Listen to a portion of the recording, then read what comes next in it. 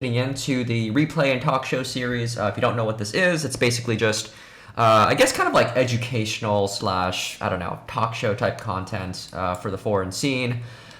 This is a part of a 3-episode series going over each of the Zerg matchups, and I have my fellow coach here, StRyKeR. How you doing, man? Hey man, excited to be here. ZvT being my favorite matchup, so yeah, sounds Sounds good. You're gonna teach some Zergs how to beat this broken race. for sure. Try to help them out a little bit here. Yeah. Cool. So basically what we're doing today is like we're not necessarily going over like specific build orders. I mean, we are, but we want to like talk about just like the intuition, talking about the reasons why we do the things that we do. Again, if you don't know us, we're not professionals, okay? And StarCraft is a crazy game, so this is more designed to be kind of like for sub S rank players and whatnot. And you'll find that even stuff we say, we could be wrong, so don't take our word as law. But yeah, we'll be going over a few replays, some standard stuff. But before we do, I kind of just wanted to like talk through some of, I don't know, just TVZ in general. StRyKeR definitely watches a lot of the meta, and especially within the Korean scene. And I think one of like the biggest shifts, I'd say, in like the remastered era was kind of like this shift from 3 Hatch Muta to like 2 Hatch. StRyKeR, can you tell us a little bit about like what prompted that change? Was it just a meta shift? Is 3 Hatch unplayable, or what happened? Yeah. And when did that happen? So I think the shift probably came about because of the 1-1-1 Terran build, and I actually wasn't back in the scene when that revolution was happening, but Yeah. basically for a period of time, I think this Terran build, which wasn't a new build, Yeah. but basically was revived by people like I think Flash and Sock and others, and it was just like really destroying Zergs left and right who are Yeah. doing 3. Yeah. And like Zergs would win once in a while, like all-ins, Ling all-ins or whatnot. Yeah. Yeah. On the whole, like there was a consensus that 3 Hatch was very weak against 1-1-1. Yeah. Yeah. And I think a number of Zergs actually who weren't like at the top level sort of came up or didn't come up with it, but started using 2 Hatch Muta again, and that like over time became this sort of really good response Right. to all Tyrants going 1-1-1. And I think it was I think that was Soma and Hitbull, is that right? Who might have sort of revived the 2 Hatch Muta strategy, and now like really? everyone is going 2 Hatch Muta. And the other thing is the map pool. Basically with 3 Hatch, you sort of the most common Terran response to 3 Hatch is the +1 5-racks if it's not 1-1-1. And you basically have to fight tooth and nail for that third.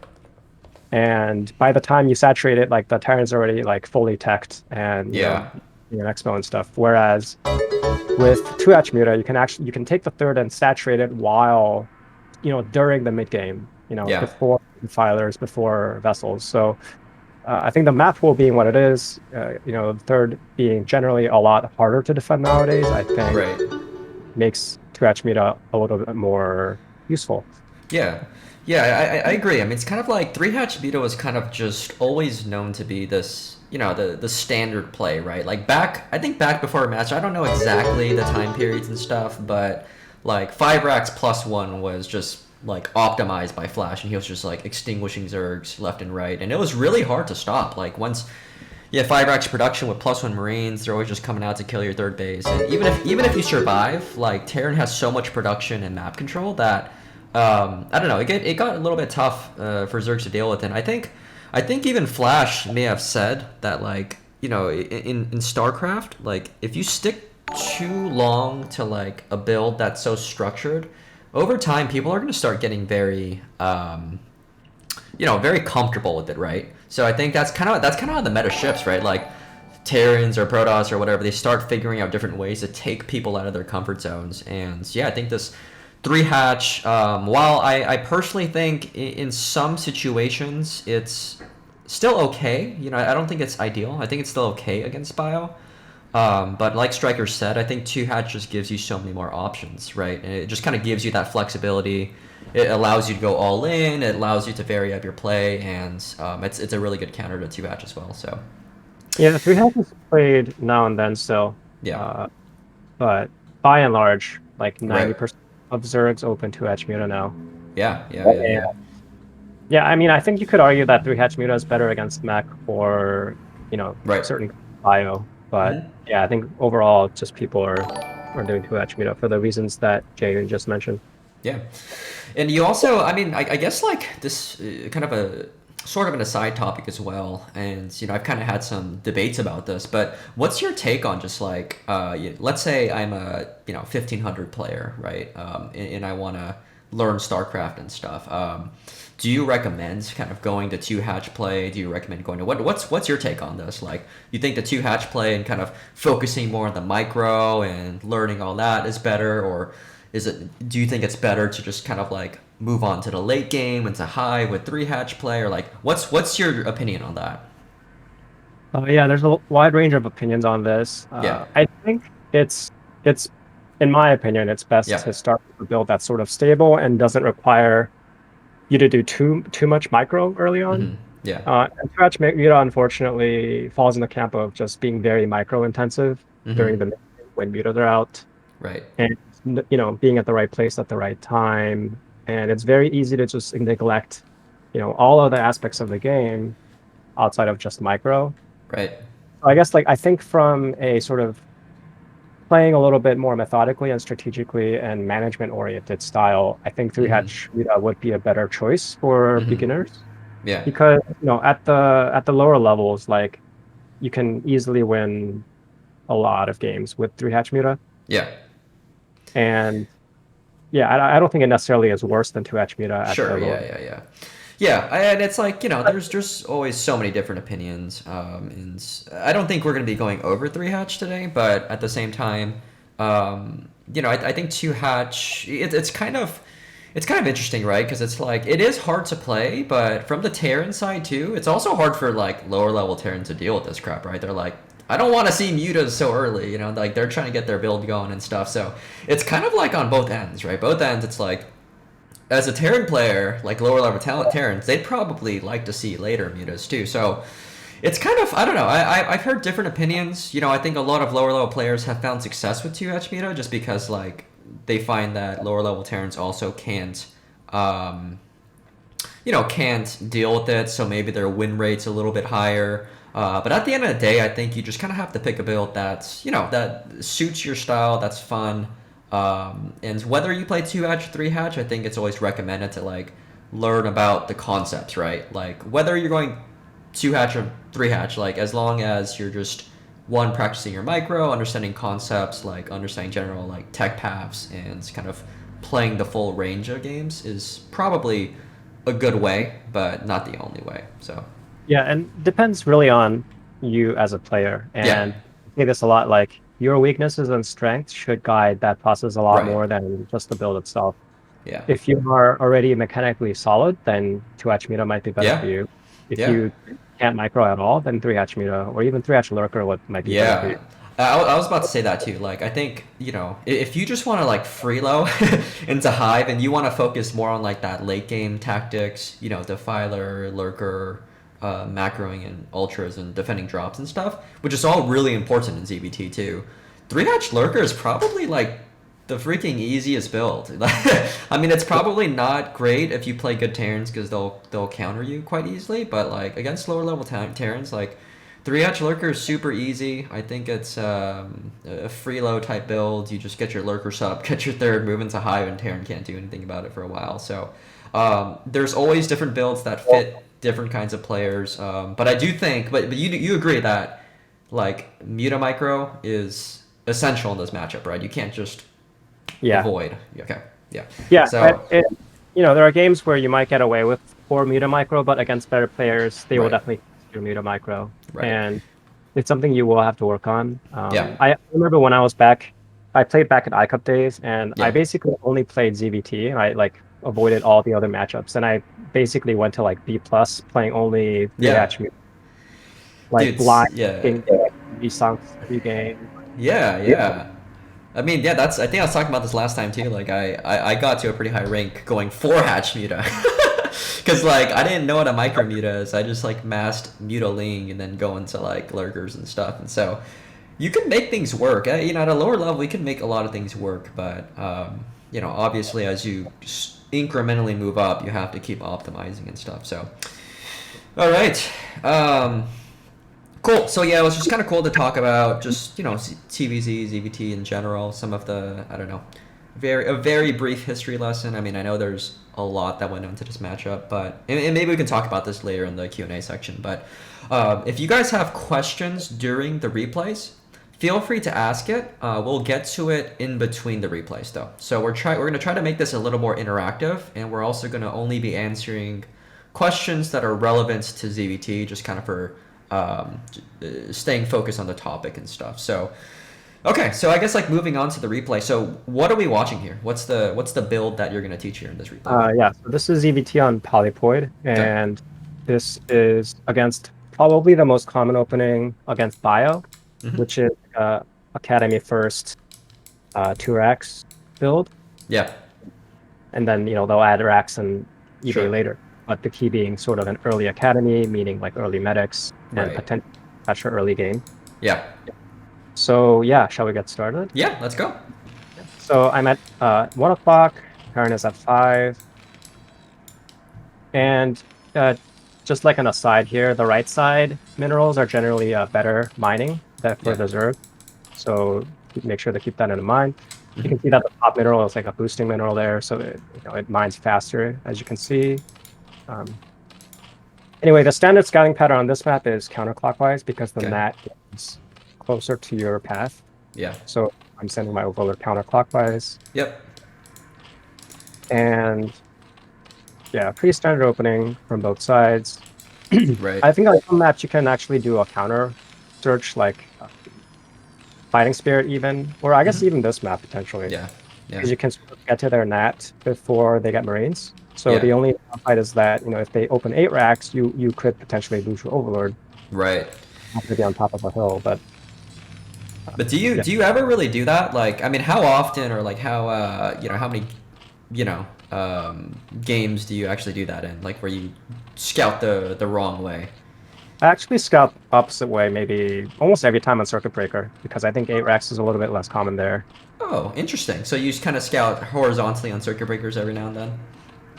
Yeah, I mean, so the thing with Circuit Breaker is if you send your first scout horizontally and he's not there, you can actually go around and send the overlord downward so that you actually need a diagonal. Even if he's cross diagonal from you, you can actually get an overlord at his nat, which is pretty big. Yeah. But yeah, I think on this map, this map actually allows for it too, because there's like a hill at the 3rd min only. Yeah, you got that, like, you know, the little cliffs and stuff up there, right? So I think that's really nice for like placing overlords and just like, you know, Muta microing and whatnot. So talk to us about like the second overlord, just kind of like scouting outside. Like, is this positioning important? Right. So right now, just to go over the build, this is 12 hatch. 12 hatch. So my drone is out. You should send your drone out around like 210, 220 to make sure that you can build it on time. Yeah. Right at 100, and then, you know, you make 3.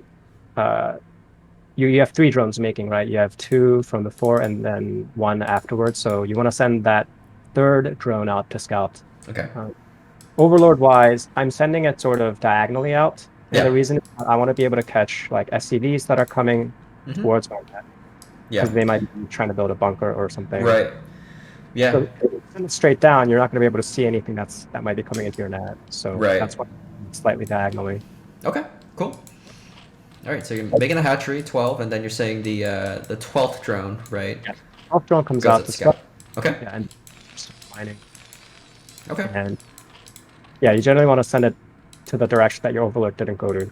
And generally, if the Terran scouted normal, which is sort of after the supply depot, he will arrive at your nat around 210.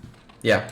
So you can see that right now, the Terran scout actually went clockwise, which is standard because, you know, the overlord, you want to see if the Zerg has a scout of the Terran also wants to scout the Zerg, similar to Protoss. So the fact that I haven't seen an SCV at my NAT Yeah. during the time either means that he's at 5 or 7, because typically Okay. if he were 11, I would have seen it by now. Yeah. But anyway, Okay. sometimes they don't do the correct scout, so you can't totally rely on it. But my drone sees the SCV coming out, so I know for a fact Right. inside the base that it's pretty good. Okay. Here's one decision that you can choose to make here. So I don't have vision of this gas yet. Yeah. And seeing the gas is usually a very important part of the Mm. game, because then you can know whether he's going back or not. Right. Mech or However, 111, right? yeah, Okay. because your response to mech is going to be very different from bio. Okay. So Um, how do you know? So it's just let's say like what if you scout second and like the Marines poking you out there, so like you can't see the gas. yeah, that can be hard. So if you can't get into their main, then you sort of have to try to maneuver around the Marine and try to Yeah. maybe take a look at the NAT to see if there's a command center. Okay. If you have an overlord there already, then that's fine. You can just sort of figure out when the command center gets built.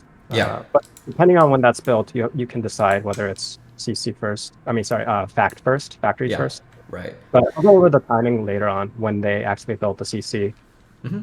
But the reason I actually bring my drone back is a lot of Terrans love to build an early command center here, Mm-hmm. and I want to make sure that I can sort of delay that as much as possible. Mm.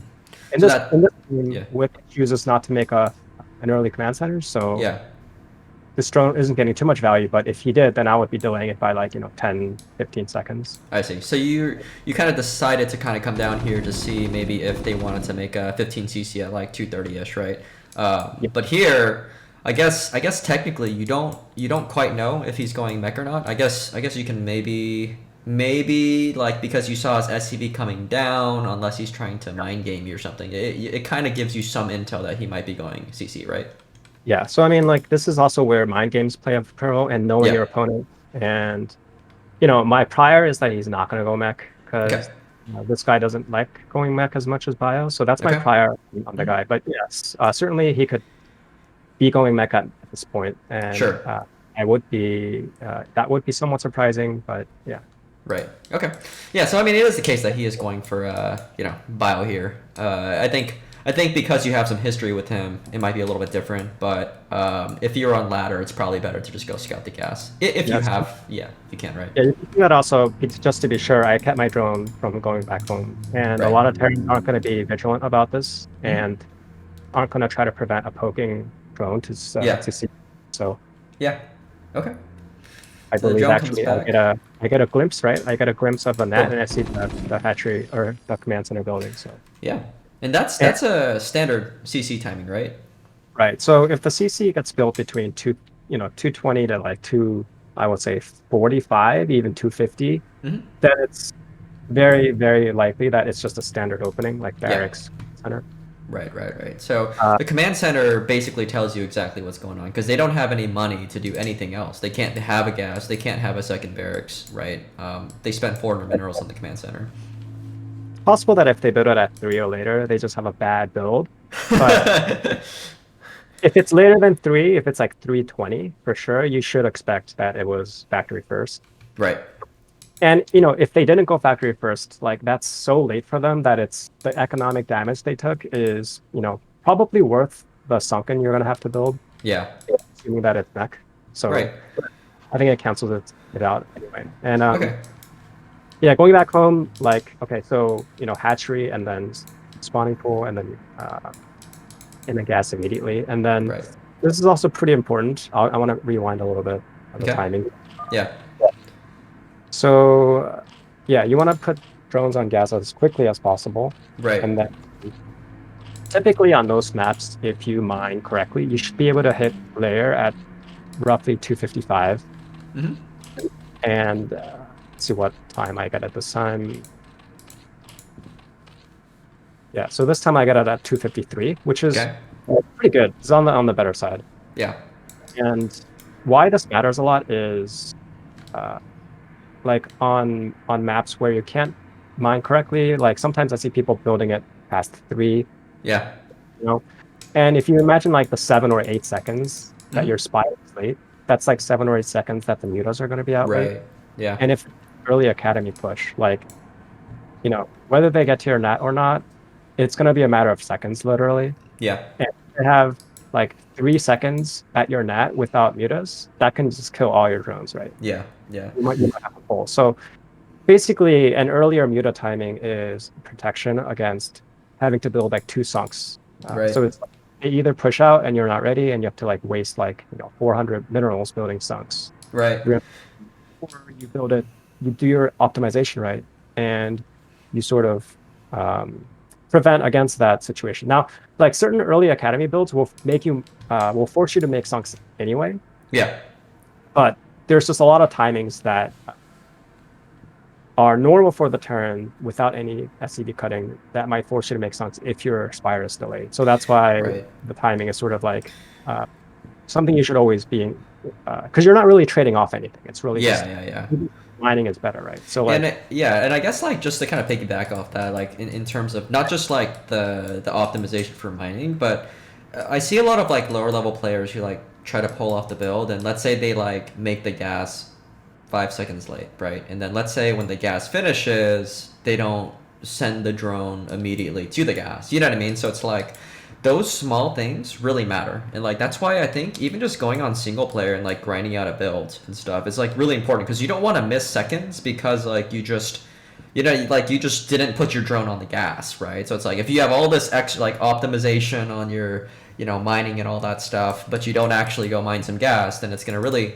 mess up your build. So it's super important that one, your mining is optimized, and also that you're teching appropriately, you're making your lair right when you have 100 gas, because the Terran Academy push is really hard to deal with, and it's like a lot of times defending the push just means getting your build right, like being aware of when your lair started and whatnot. So it might be hard to kind of like catch that detail like starting out, but it's something to be like aware of as you're practicing. And certain builds, like the 302 build, which I might go into later, it purposely delays the layer slightly, and there's uses for it. Right. Typically, you want to do that against bio, where you do want mutas as quickly as possible. Right. Yeah. Okay. So it looks like Whip here is just kind of going for a very standard 2 racks academy. You get the barracks, and then you get the gas. Also, most of the time.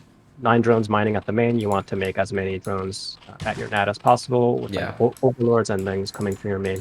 Yeah. Yep. And so it looks like you only made, what is this, 4 lings so far? So you got 1 ling coming out to scout here. You're gonna start your ling speed soon. There it is. How many lings do you make with this build? So this is highly variable, and this actually depends a lot on what you think your opponent's gonna do, and you sort of have to go with your punch on it. Like, I think making 8 lings is like very safe, but I also think that if you make 8 lings, you're in a very economically bad situation. Like at this stage in the game, every drone matters so much. Yeah. Because a drone roughly mines like 70 minerals per minute. So like, in like a couple minutes, like not being behind 2 drones is like hundreds of minerals. Right. 200 minerals, right? So that's like huge. Yeah.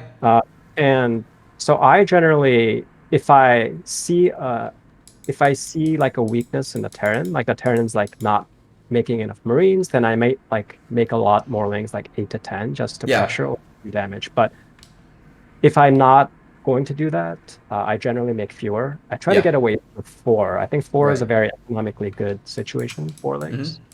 When I was like studying this matchup as well, it's like the number of lings you make, it makes a big deal. It's like I feel like sometimes you just think, oh, I'm just gonna make like 4 or 6 or 8 lings or something, right? But for every ling that you make, that's 1 less drone that you're mining at your natural, and with such a low income build, that every drone actually matters. Like there's a huge difference by going 8 ling speed, right, versus 4 lings or something like that. So there's different trade-offs to both. There's no like right answer, but this game you're going 4, so it's going to be a little bit more of an economic play, right?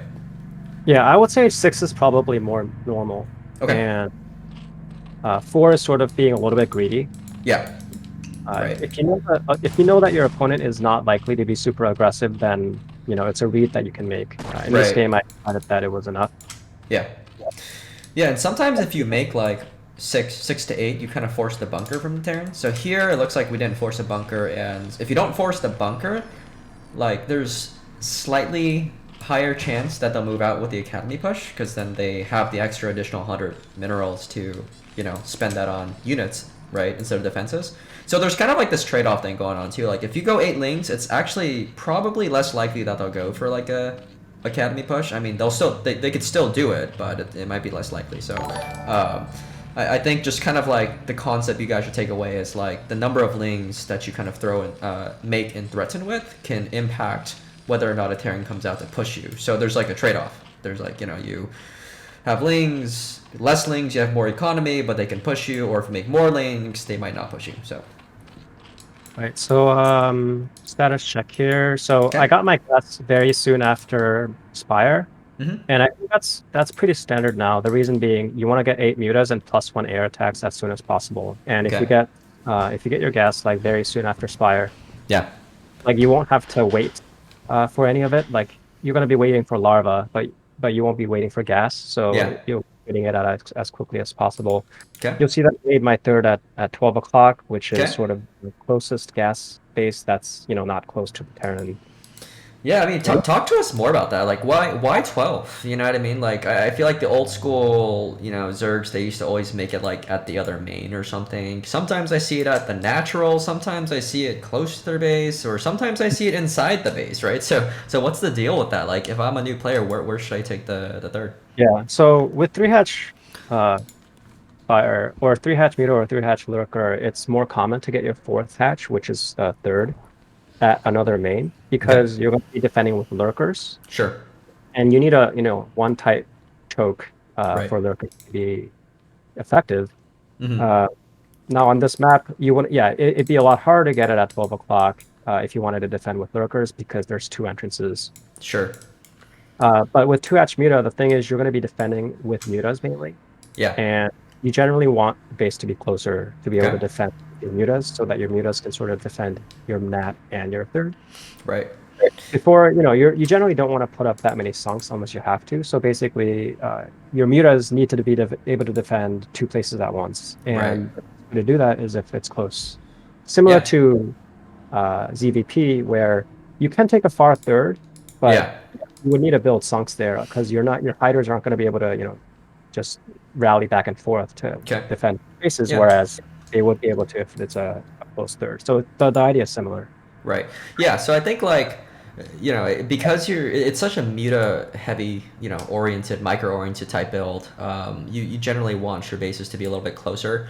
I think the further it is, it's harder to like keep track of where the Marines are everywhere, and even moving into the later game, like they could drop ship, and, you know, it's harder to kind of defend if it's further away, but it's not necessarily incorrect, right? Sometimes I see it at the natural of a far base, and then, you know, the advantage there is that it's further, it's hard to defend, but you get a faster and easier 4th base. So, you know, and every now and then you kind of see like Zerg taking bases close to the Terran, and a lot of times that's kind of because they're maybe going all in with the mutas.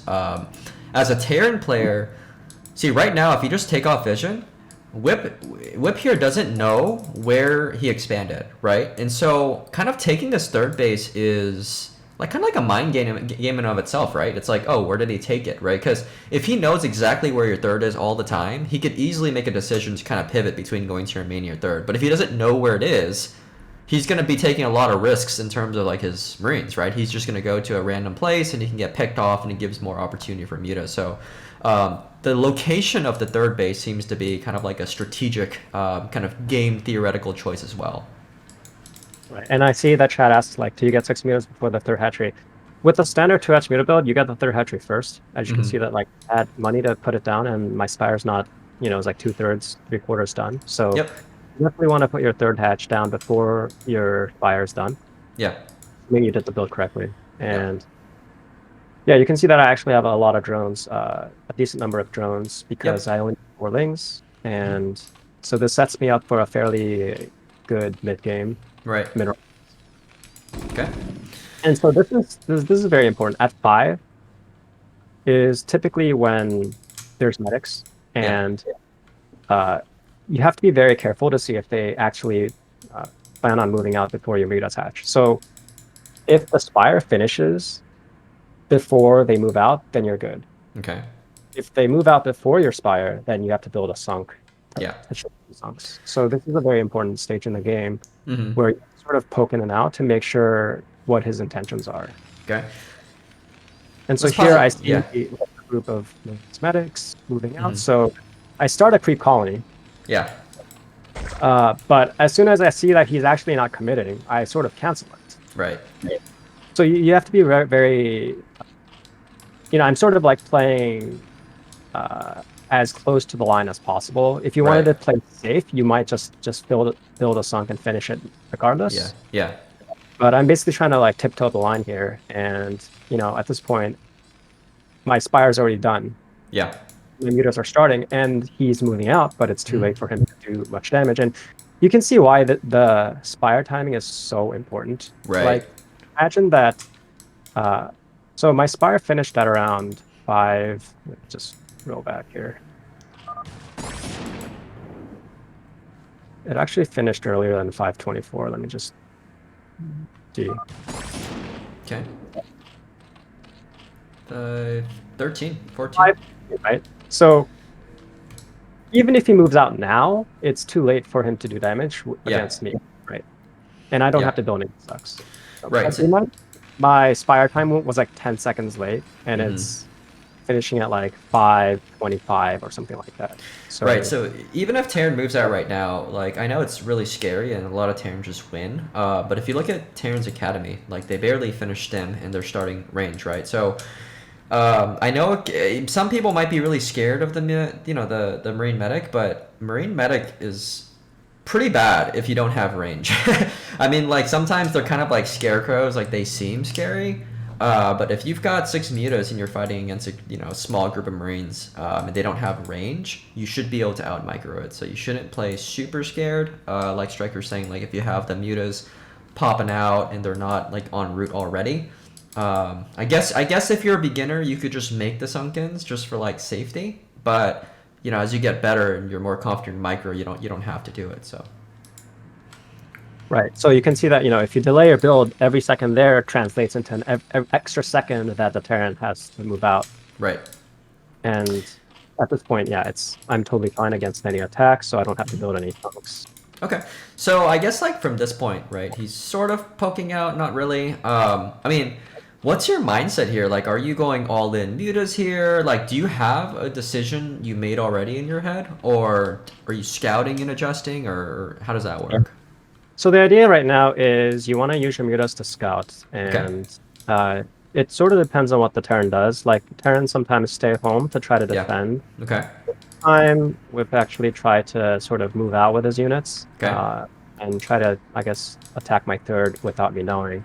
But typically you want to use your mutas to scout to see what you want to do next, because sometimes the Terran will go to like, 4 racks, sometimes even 5, or sometimes like early tech. Right. So you kind of just gotta poke to. That's why you sort of almost always make 8 mutas no matter what. Okay. And bio, and then you sort of assess later. You can see that I have 8 total production included, and so very soon I'll have 8. And I also started +1 after the 8 mutas. Okay. And mutas is important because it allows you to 3-shot turrets. Okay. So 8 mutas, like if you see a single turret, you definitely want to take it out. If you see 2, you can also still take it out. So that's why 8 mutas is a pretty magical number. Right. 7 is magical because 7 one-shots an SCV, but I think you sort of want 8 to do real damage to shot. Yeah, so you would say, like, as a Zerg player going to Hatch Muta, like, I feel like the first instinct for a lot of Zergs is like, okay, I got mutas, let's go to their base and be Jaeyun and attack them. So you're saying, okay, hold the brakes here. Let's see what Terran is doing first, right? Like, we want to see if they've moved out, right? We want to see if they're intending on moving out soon. We want to see if they're adding, additional barracks and, factories and starports. So, like, your first intuition should be, okay, what is the Terran doing? And your mutas kind of guide that, right? So it's almost kind of like that's the first purpose of your mutas than it is to just like try to win the game here, right? Is that what you're saying? Okay, cool. I see a question. Should I get to these for now or just? Yeah, I mean, if it's relevant and like to hear, yeah. Could I make a far third if I make mutas but lurks after 1-1-1? I guess it's not that relevant in this game, so maybe we'll just answer that later. Yeah, yeah. IX91 says, how do you micro mutas and macro at the same time? So I have all my hotkeys hotkeyed to hatchery, and then I use one for the mutas. So Yeah. 5-6 for the main and nat, and Mm-hmm. and one for the mutas, and then I guess two for the wings. Yeah. I'm almost always looking at the mutas. So like Yeah. I'm almost never looking at my base because Yeah. you want to miss a second. Like if you fly over Marines once, like that would be game over. Mm-hmm. So I'm almost always looking at my mutas, and then basically just 5ST or 5S whatever for the mutas, right? Yeah. As you have money, like as you have overlords, Right. etc. Yeah, I think just mastering the hotkeys is the only way you can do it. Like while you're microing, I mean, there's nothing much else to it aside from getting your hotkeys right and just practicing the mechanics. Just through repetition. So, okay, all right, let's continue with the game here. So you see him kind of moving out, right? Yeah. So like the thing with this Bioforce is I know it's very small, Yeah. and if it's very small like this, you should not let it go home alive. This Yeah. is like a mistake by the Terran, and you Yeah. really should take advantage of it because you're giving up like by chasing after it. So there's one of two things, right? You can either chase after it, or you can sort of go back into his main Mm-hmm. or to try to do damage. Yeah. The problem is like you don't know exactly how many turrets he has, and what you know for sure is that this army out here is very Yeah. small. Exactly. So yeah. in this situation, I would 100% always try to kill this army because you have way more than enough to do so. Yeah.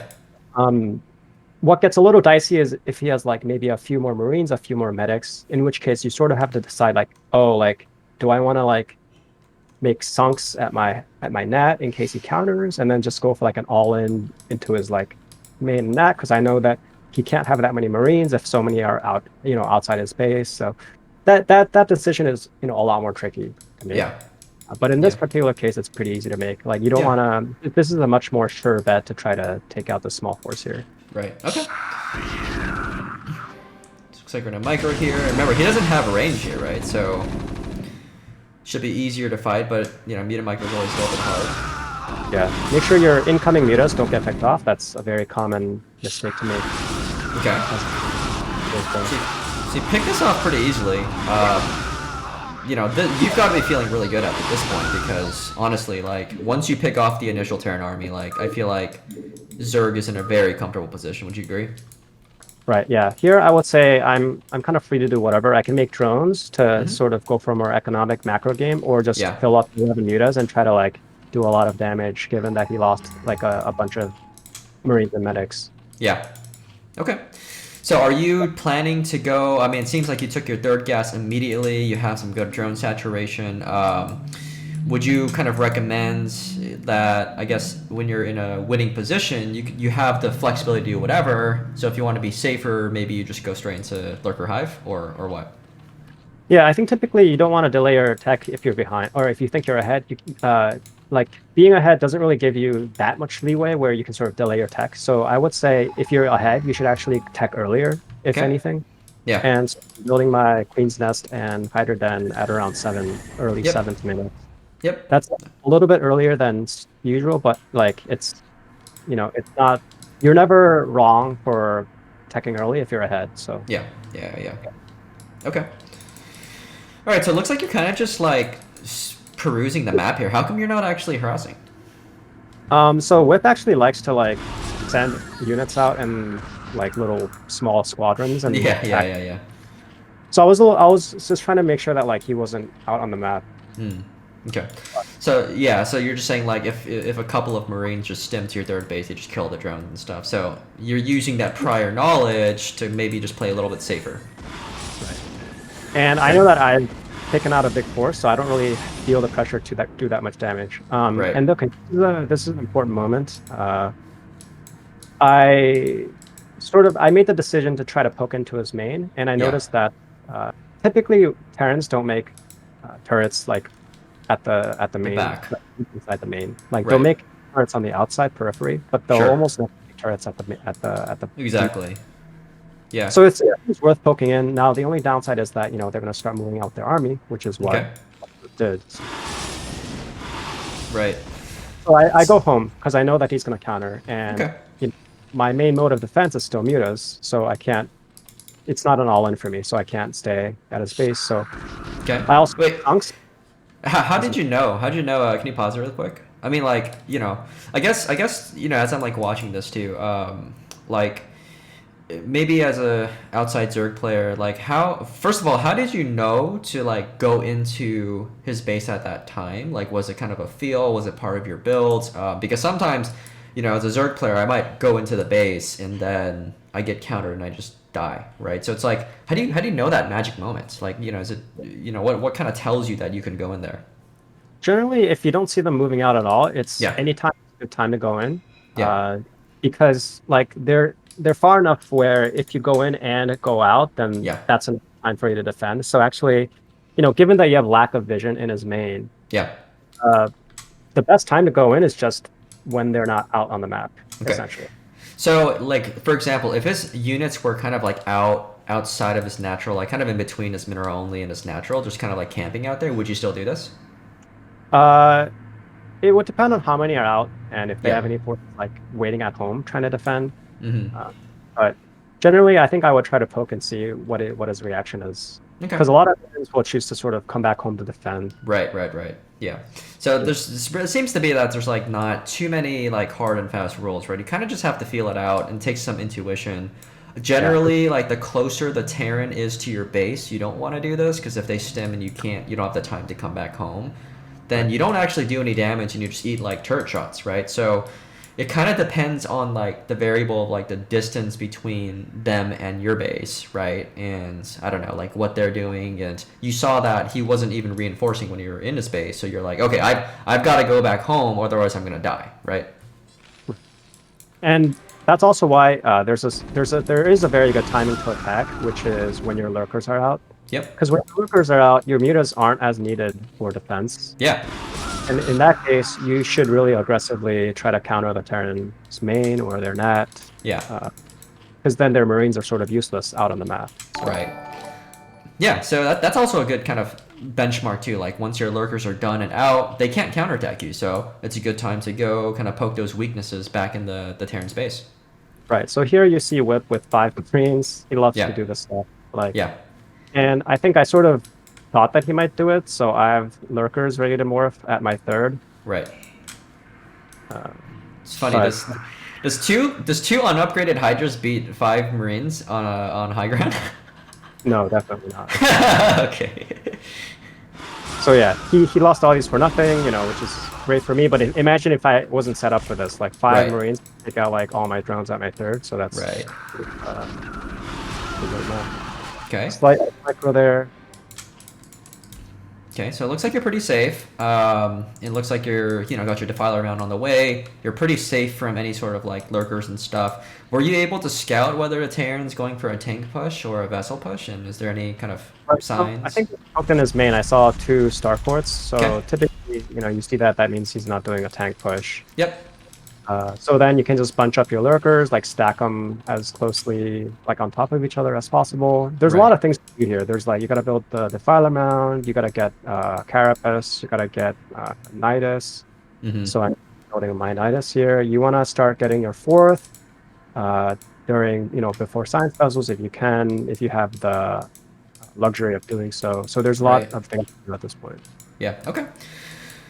So does I guess like, what are some of like the advantages? Like, do you like playing against tank or vessel in particular? Like, is one easier or harder to play with against? They have both. They both have their downsides. I think it mostly depends on whether you're behind or ahead going into the game. Yeah. But I think it can be difficult to face depending on what happened. Yeah. Okay.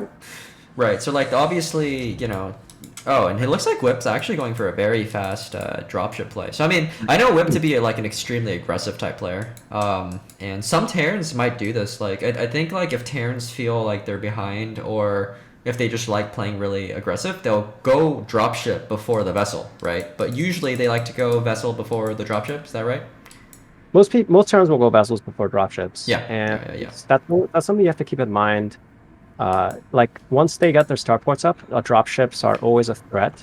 Yeah. And if you don't see vessels, you sort of have to expect dropships. I mean, so Right. either they're sort of behind on their tech, or they're missing supply depots or whatever, or they probably made the dropships instead. So a big role for your mutas at this point is not to harass, which I mean you Right. can do that if you want to, but I think a bigger role for them right now is to stop dropship harass. Right. Okay. Cool. They're really the best tools for that right now. Yeah. So And I think it says so fast hive. I think this hive was a little bit faster than usual, but it's not actually not that fast for right. a hatch opening. Okay. All right. So I mean, I see you kind of have like a drone at the top left. I mean, is this a good time to take a fourth base, or what's going on here? I typically like taking a fourth before Defiler Yeah. because usually like the mutas will give you a lot of map control and sort of you have a if it's sort of a multitasking battle. And as you can see here, the mutas picked off his dropship, Right. which I fortunately was able to find. Right. Because he's gonna either hit your main or your fourth attempt. Right. It's right. yeah, your third because he knows there's lurkers there. Your nat obviously has lurkers there. Yeah. Okay. But anyway, I like trying to take my fourth at least just to stretch my opponent's multitasking because it also Yeah. takes away attention from my fourth. Right. My third rather. Yeah. Yeah. But the fourth is definitely hard to take. Like a win condition for the Zerg is getting 4 gases and ultras, right? So Right. it's maybe hard to take, generally Yeah. speaking. Yeah, I mean, I think in this game it might be a little bit different just because the Terran opted to take like a really fast third base versus like maybe putting on the pressure a little bit earlier. So it always depends on what the Terran's doing. Like sometimes you might have like tanks out on your natural pushing you in a dropship or double vessels kind of irradiating you nonstop. But here it looks like Whip wants to like apply a lot of pressure here while expanding behind it. So his economy is going to be kind of stronger than usual. Right, so this is good Terran play, which is keeping like small squads of Terran medic in various parts of the map, because once Plague is out, any clumped group Yeah. of Marine is vulnerable. Right. So as a Terran player, you never want your entire army in one spot.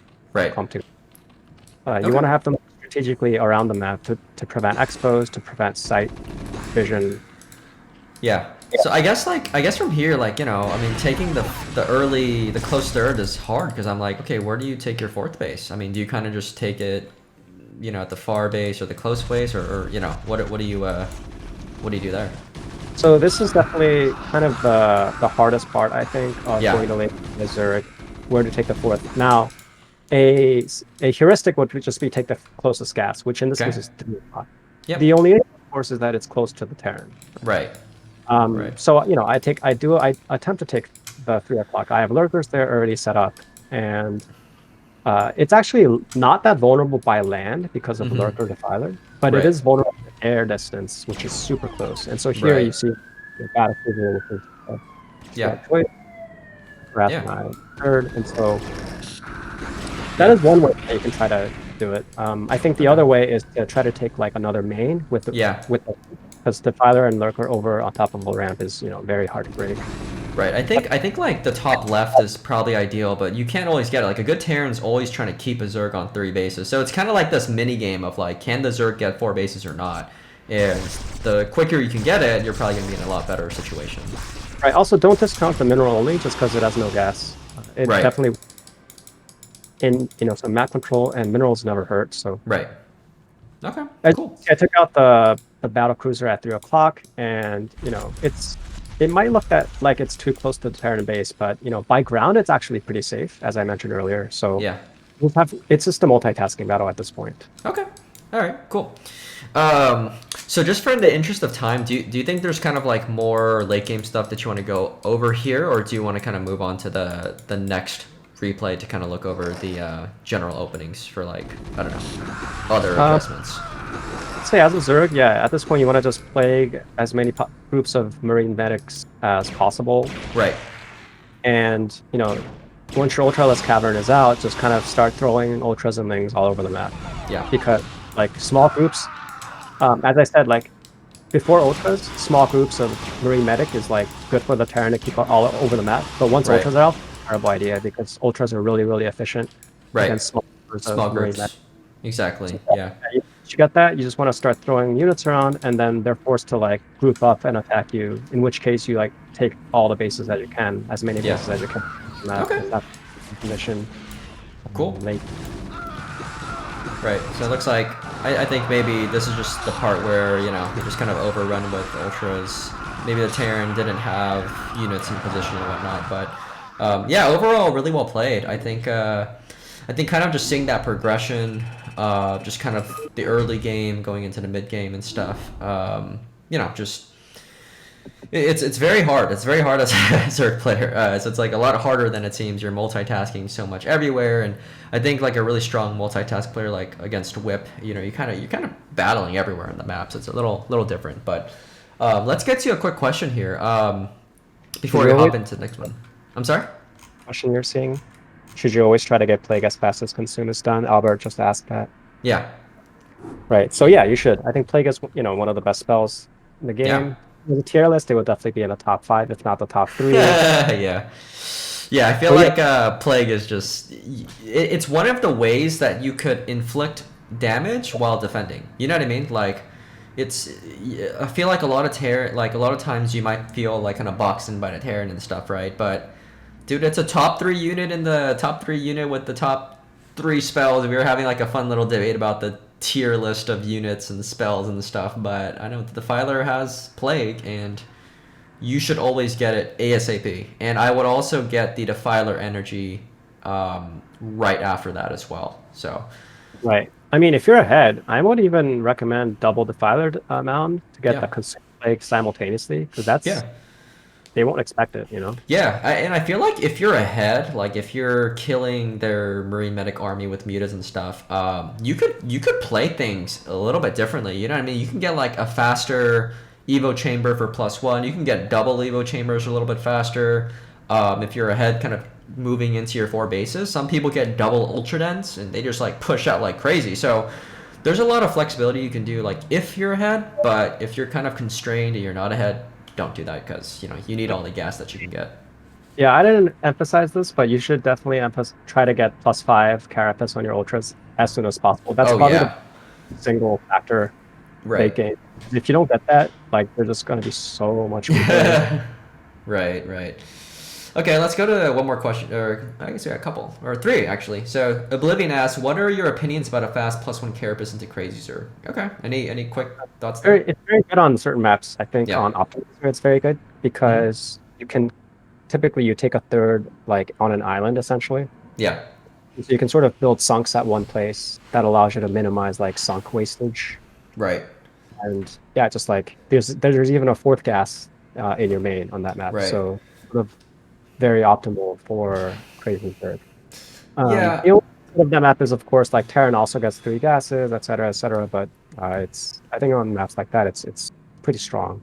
What about just normal maps like Polypoid, Circuit Breakers, Fighting Spirit? I think it can be done on normal maps. I think if the opponent knows what you're trying to do, or transitions successfully to like dropship play or something like that, you could be in trouble before you have any ultras out. But I think if your muta micro is good and you can like sort of delay their push, it could be viable.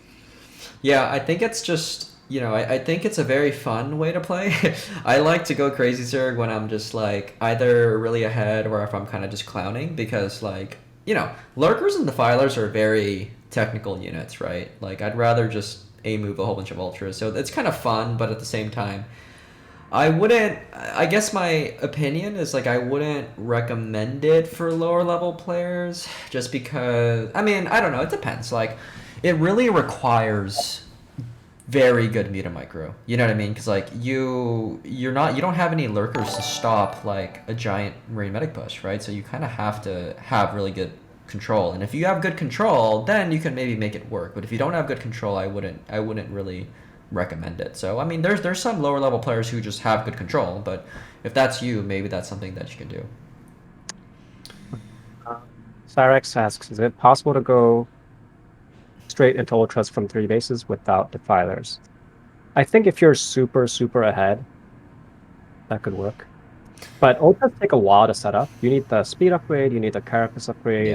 You need them in like more than one. You need them in like fairly good numbers to do anything. So if they do a bust before then you might just die. Yeah. So yeah, I think you definitely usually want to go defilers first. Yeah, it depends. You know, I mean, I think that's more along the lines of Crazy Zerg. Like, I've seen some pros kind of take like the first, like the close third on 2 hatch, and then they go like very few lurkers, and they control the game with the mutas, and they go straight into ultras. It's possible, but I just wouldn't recommend it. You know, I mean, like, if you're good enough, you can go do whatever you want, right? But like, this being kind of like an educational series, I kind of just recommend just going for Defiler. Like StRyKeR, have you ever lost a game where you're like clowning and you skip Defiler mount and you're like, okay, why did I do this? You know, like, you know what I mean? It happens because it's like you think you're winning and then like they get a big medic wall against your ultras, and then all of a sudden they have 48 Marines at your natural, and they melt your 12 ultras because you didn't have defilers. You know what I mean? It's just like, I don't know if it's necessarily worth it. I mean, if you're just clowning around, then that's fine. All right. Valentine says, "Are you going to talk about Hydra Plague?" It's not one of the things that we've prepared, but you know, Hydra Plague is very good against SK Terran, which is like Marine Medic plus vessels. Extremely But hard to play if they though. do this, Yeah. they're just going to go like 2 factory tank, which Yeah. is pretty hard counter to Hydra Lurker. Oh yeah, yeah, yeah. So like a good Terran, like Hydra lurker type play can be somewhat viable against lower level Terrans where you're just macroing like a madman and stuff. But if Terran decides to go 2 factor tank, they sit in their main until like 140 supply and they move out. Lurkers and Hydras melt very fast, very very fast. So. All right, let's actually get into this next replay first. So I know we have a few more questions here, but we will get to that afterwards. But I do want to get through some of the content here. So with this replay, okay, yeah, what's this? Same positions, I guess, coincidentally. Okay. We do shift tap to see the colors better. But yeah, this is a mech against a mech opening by the Terran. Okay. Yeah. And yeah, the opening is pretty much the same. Right. Players, speed this up a little bit. Yeah. Okay. So mech, you know, how often do you fight mech, just on ladder or just in general? Like, is it still pretty common these days? Common. I mean, most games are bio. I would say mechs maybe a quarter of the time. Okay. Quarter of the time. I feel like there was a phase at which mech was very popular. I don't know when that was, like 6 to 8 months ago or like a year ago. You know what I mean? Like everyone started doing mech for a little bit, right? But it sort of died out. Yeah, so you see my Overlord sent the same way. No deviations from my standard opening because I don't know if it's mech yet. Yeah. Build drones, 12 hatch, and then Scout. With my 12. Yep. And you can see the Terran's building his gas, so the Terran's clearly going mech. I don't know that yet, so I'm sending out my drone. Okay. Scout. Mm-hmm. So I see the gas here. So the reason I didn't try to harass his SCV is because it was a scouting SCV. It was clearly not trying to make a CC. Yeah. Going into his main, there was no SCV trying to make a CC, so I just went deeper to see the gas. And which gas, that's enough. You just can leave. There's nothing more you can really gain. Right. That's because the Marine's out anyway. So yeah. Okay. So I mean, maybe we could just pause here and just kind of talk about. Okay, you saw the gas, right? So, like, I guess maybe can you just paint a picture here? What are the possible options of what you can see? Or what are the exhaustive exhaustive but viable options? So don't talk about something stupid. It could be, a factory into a starport, which would be 111. It could be a factory into another factory, which is like kind of 2 factories before command center, which is sort of all in. They usually do this to go like speed vultures, like run like 7 vultures through your main. Okay. That's countered by like SimCity. So it's not common. Factory into command center is the most common. Okay. And that's either 111 or mech, right? And then they could also go 2-port raid, right? Right. So 2-port raid is another possibility. I think on maps where they're not walling, that's not as common, especially because he didn't make a wall. Got it. So you're saying that generally, Wraith play, you would want to see a wall because they don't want to die to Lings, right? Right. But, I always try to send a Ling to scout their net. If they don't have a command center by 4th minute, that's almost always some sort of a starport first build. Either Starport, yeah, or two factories, or like I guess in my head I just kind of do like double two port wraith, or like, yeah. and I just bucket one base clown builds all into one thing. So The command center is not there by like 3:45, whatever. yeah, Then yeah, clown just like it should go off in your head like, oh, clown build. clown build. Okay, all right, And, cool. and you should always get burrow when you suspect that. Okay. Because it counters like dropship play, vulture drops, it Mm, counters wraith play, it counters, it's just very useful against okay. Yeah. clown plays. Okay. Cool. All right. So at So this point, I actually don't get my layer at 255, mm-hmm. and there's a reason for this. Against mech, I believe 302 is the best layer timing because Okay. the larva respawn happens right as your layer finishes, and the layer itself creates a new larva. So you essentially get an extra larva. Wait, the layer itself creates a larva just out of thin air? Yeah. So Wow. there's like a standard larva timing, and then the layer basically resets it. Oh, interesting. Okay. So what happens if you build it at 302 is that a larva pops out just before the layer finishes, and then Mm. when the layer finishes, it resets the larva counter, and it spawns another larva. So Oh, that's yeah. I'll show you that later. Yeah. Okay. You don't have to worry as much about like a marine medic push. So there's no real downside besides like a slightly later muta, sure. Yeah. Yeah. Yeah. And Okay. this game, the Terran sort of tried to like cheese me a little bit. He sent like one CV to like harass me. So when this happens, just take a deep breath, don't panic, and like send like 5 drones to kill it or whatever. You should always have 2 links coming out anyway after Yeah.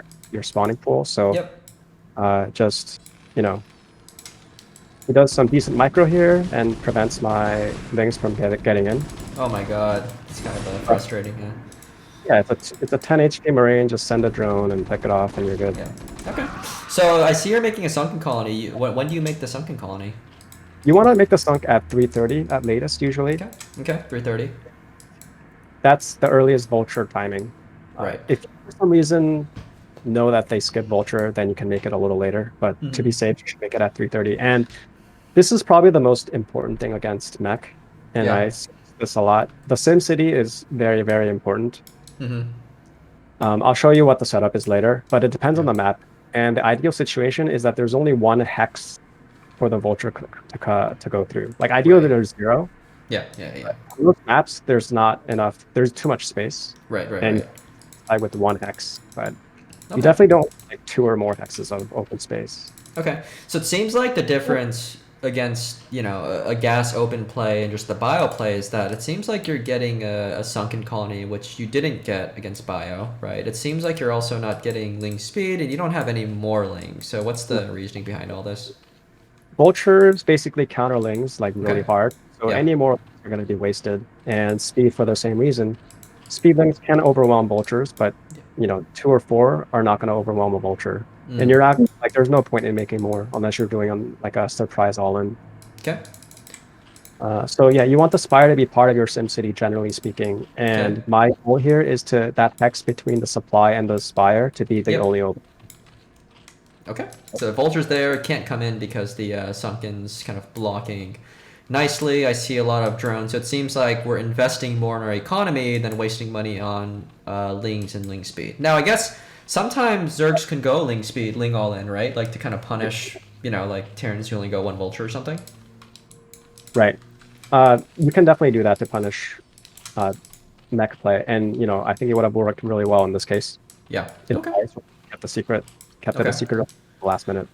Right. Okay. So you got this hatchery up here. So instead of taking the hatchery at like a 3rd base normally against bio, you kind of have it here and you plug it as part of your SimCity, right? You're right. So here he does tries to do a cheeky thing. I notice it fairly early. Nice. Able to block that, but you can see how like if there was maybe like I delayed the vulture by like 2 seconds or so. Right. If there was like more than 1 hex, like you can see that would have actually made a big difference here. Yep. Yeah, sometimes Terrans, you don't really know. I mean, I think the 2 vultures kind of less common. I think they like to go 3 vulture and then kind of like run in. But, Terrans can do whatever the heck they want, so. Okay. All right. So usually you would have a Ling at least there. I think I might have lost it trying to scout earlier on, but yeah, typically you have one Ling to block this one hex opening, and then you have like an Overlord on top of it to prevent like focus fire, and that sort of stops any sort of vulture run by attempts. Okay. So here, yeah, once Spire is done, 6 mutas on the way. Okay. You want to get +1 air attack typically. It branches from here. Like if you intend to go mass mutas, you would +1 carapace, air carapace, and then +2 carapace right after that. Okay. Because you're sort of using your mutas as your one and only army, sort of moving across the map, in and out, defending where needed, like attacking where needed. Whereas like my default go-to is to transition into Hydras eventually. Yeah. And I'll use my mutas mainly to like harass. And in that case, attacking is much better because you want to, hit turrets, you want to hit SCVs. Yeah. You're not concerned about taking hits. You want to just give out more hits. Yeah. Okay. Okay, so you got 6 mutas, you got the close start. You recommend like a close expansion as well against mech? Yeah, for the same reasons. Easier to defend when it's closer. Right. Okay. Alright, so you got 8 mutas on the way. So are you trying to do some harass here? Yeah, it's imperative to try to harass, even just for scouting. Yeah. In here, like his turret timing is slightly late, so I get to pick off some SCVs. Okay. I would say it's okay to take some damage here. Okay. I think it's worth taking a little bit of damage just to do SCV damage here. And then it seems like after your eighth mutas, you're kind of droning up a little bit. So you're trying to slow down their economy by picking off SCVs while you're droning yourself. Right. You do want to drone at this point because they're not going to have enough Goliaths to come out yet. Okay. But at the same time, you do want to use all your gas. So I was a little bit greedy here in spending all my larva on drones. Yeah. But you'll see that like I will use up my gas in short order. Okay. Mutas do cost a lot of gas. And you almost want to only make mutas for the foreseeable future because if you transition to, I mean, there is a build where you sort of only make like five mutas and then transition immediately to Hydralisks, which is viable, and that's like a separate build. But I think like sort of like my current build, which I think is more standard, is to sort of build as many mutas as possible, scout what it's doing, and then transition accordingly because that opens up the option of like countering their main, a underbuild Goliaths or turrets for whatever reason. Okay, so it sounds like you're almost optimizing because you made drones in between. Now you're making mutas because the Terran generally pushes out with like Goliaths around between 7 and 7:30, right? And they might arrive at your base. It looks like he's going to your 12 o'clock and you're arriving at 7:45, right? So are you optimizing to like push this guy back in? Right. So any Goliath push before 8:30, I think, or maybe 9, can be easily eaten up by sort of mutas as long as you spend all your gas. Like there's no reason you should ever take much damage from this kind of push out. In my opinion, this is a mistake. It relies on Zerg not spending all of its gas or transitioning to Hydras too early. Okay. Like if you had made all mutas until now, there's no reason to take any damage here. I built a sunk here just to get some extra like efficiency from this trade. Right. Or just for like ultra harass that will eventually be coming around. But yeah, like my mutas alone can definitely stop this. Yeah. Okay. And you'll see that like he came out so early that I believe his +1's not even done. Oh yeah, wow. +1 armor's not even done. So this is sort of like a push that doesn't make sense in my opinion. But anyway. Usually it should finish by 7:30. But I think his build might be a little bit off. Yeah. So, I mean, I think these Terrans are pretty common on ladder, so yeah, this is probably a good reference. Like, if you just only make mutas, any push before 8, like 8:30, maybe even 9, you should be able to just clean up, like, really easily. Okay. So, from here you clean it up, right? So, like, what's the next play? It seems like you're just droning like a madman. Yeah, so I think I was actually ahead enough where if I went all in, like, all mutas, I probably could have won. But I decided to just macro up into sort of a later game scenario. Yeah. Okay. So, yeah, this is a good transition to Hydras. Like, transitioning to Hydras always involves cutting mutex counts because you're Yeah. spending gas like Hydra upgrades and stuff. Right. So usually, if the game had flowed a little bit differently, and let's say the Terran was a little more defensive, maybe played a little more strategically, they'd sort of camp and build up to maybe 24 Goliaths, and then Right. maybe tanks or whatever. Like you would, depending on whether they go vessels or not, would sort of inform when you do the tech. But basically, Right. like if they vessels, that's typically a good time for you to tech as well because they're spending money on. Like that's also a good excuse for you to spend money on like Hydra, transiting to Hydra Queen. Yeah. But in this case, I took this time when I was ahead just to transition like now. Yeah. Okay. All right. So it sounds like you're just droning. I mean, should you be scouting the Terran base to see what they're doing? Like, 'cause it seems like sometimes Terrans like to go for a 2-base push. Is that what you're doing here? Yeah, typically you want to scout. I saw these vultures coming out. So I guess like around 7:15, you do want to definitely throw in a Muta to see if he's doing bio, because sometimes Terrans will do a cheeky clown build where there's like Goliath and bio. Yeah. Like he moved out at around then, so I knew that it wasn't cheesy clown build. Yeah. But yeah, typically like you want to poke around, like see how many factories they have, Right. whether they're a science facility. Right. Like I Yeah. wasn't too worried about the timing because I was transitioning anyway. Like the biggest reason I would be worried about when the science vessel timing would be uh, if I was sort of even with him and I was Okay. wondering if I could afford to tech to Hydras. Because if you Okay. tech the Hydras too early and they actually went like a 5-factory like tank Goliath push, Yeah. like die to that. Mhm. But in this case, I wasn't worried so much about any push. Right. And Okay. I figured like regardless of what he did, I would be able to stop it. Yeah, especially because you like bashed that first push in pretty handily. It took very little damage for his early vultures. I think another like kind of sign is like usually a Terran 2-base push, a well executed one comes out at about 10:30 with 1/1 upgrades, and it's like a handful of tanks, like 3, 4, 5 tanks, and then they have all Goliaths, right? If I'm seeing vultures at this point, it might signal they're going for a 3-base because they're trying to harass instead of optimizing for all units. So it's kind of like detective work. You have to see, okay, I guess if you just threw a Muta straight in, you would kind of see, okay, there's a science facility. Science facility typically means that they don't want to go for a 2-base timing, but in this game, you can kind of see with the vultures, StRyKeR's also very ahead, so it kind of doesn't matter for him. Right. So actually, whenever I see vultures in this matchup and Yeah. I'm like not behind, it's actually a really, really good sign that game's going to be easy because those are vultures that are not Goliaths and that are not tanks. Yeah. So whenever I actually have to fight their army, like I know that they're just going to be that much weaker. And Right. the only downside against vultures is that your hydras might run into mines or they might pick off drones. But Right. if you just SimCity correctly, Yeah. and it's not easy to do on certain maps like Circuit Breaker, your third is like pretty much impossible to SimCity correctly. But Yeah.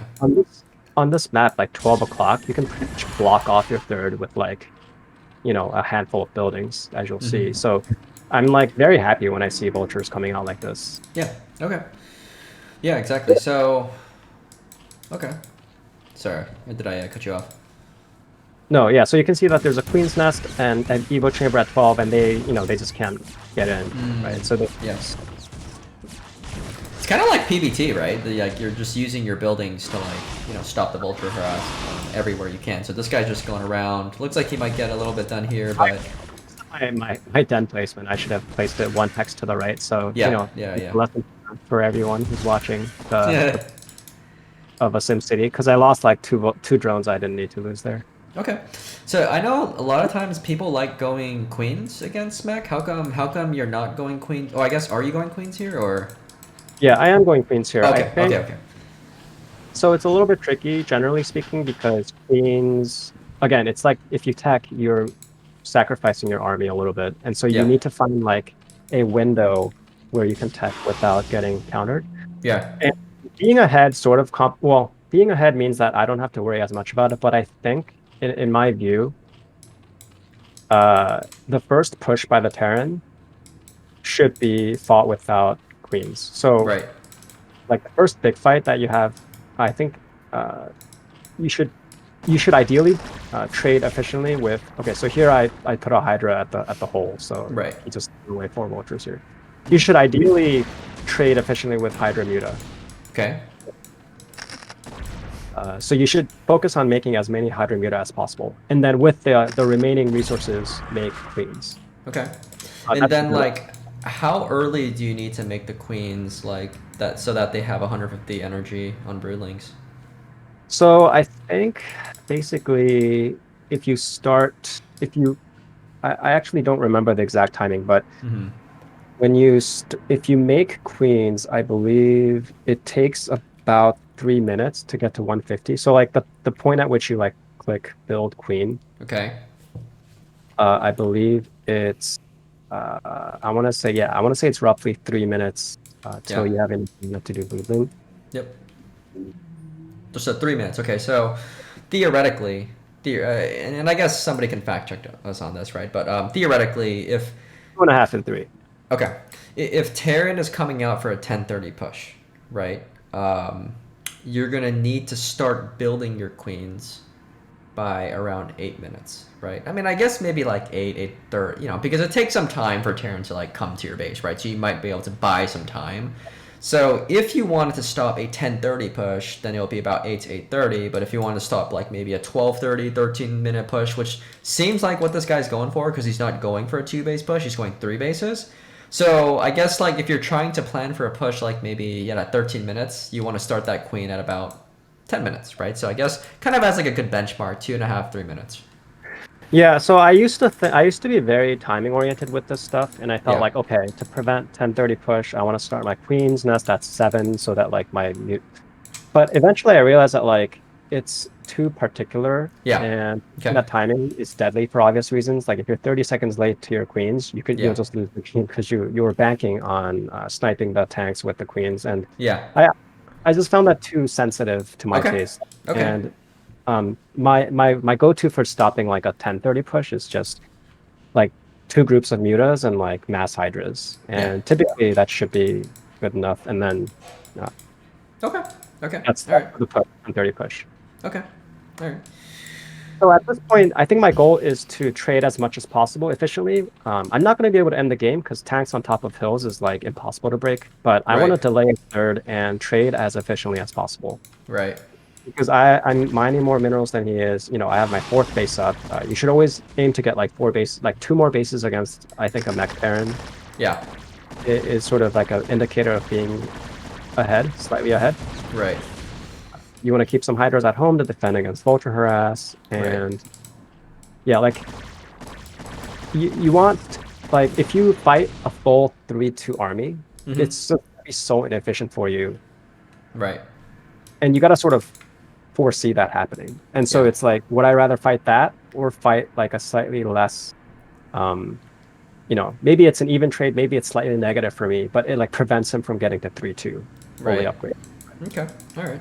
This map makes it easier to do because of this hill here between me and his net. Yeah, and this Terran's like really opting to kind of he's trying to do as much as he can to like slow you down, but I don't think he's like quite finding the damage. So I think StRyKeR's very, very comfortable in this position. It looks like he's even gonna like kind of take this base at the 6 o'clock and maybe camp a little bit. And I guess sometimes you could go bust this with like queens and stuff. I've seen some pros do it, but you don't want to throw a lead as well. You want to be careful because I think a lot of Zergs have done that too. Yeah, similar with ZvT. If you're ahead in supply against mech, that generally is an indicator that you're ahead. And here I chose the trade here. Okay. Trying to take a third.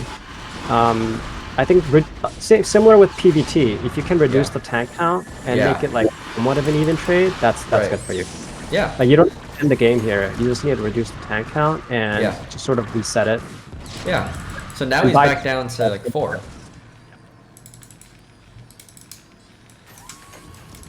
Okay.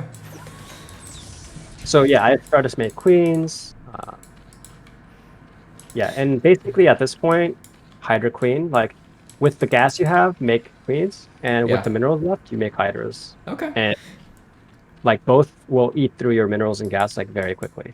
Okay. And then, is there a point at which you like maybe tech into like ultras or hive or something? I mean, is there a determination for when that happens or no?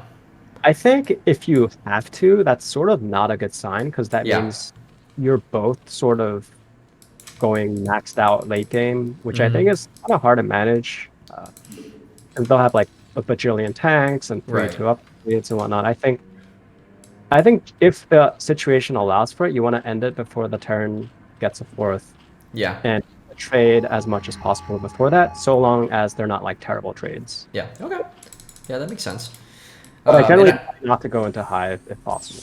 yeah, I made this mistake in BSL too, right? Where like I've gone into Hive, and then I had ultras with +0 melee against +3 armored mech, and the lings only do like 1 damage. So you could do it if you have like a massive amount of money and like 2/3 the map, but it's not preferred.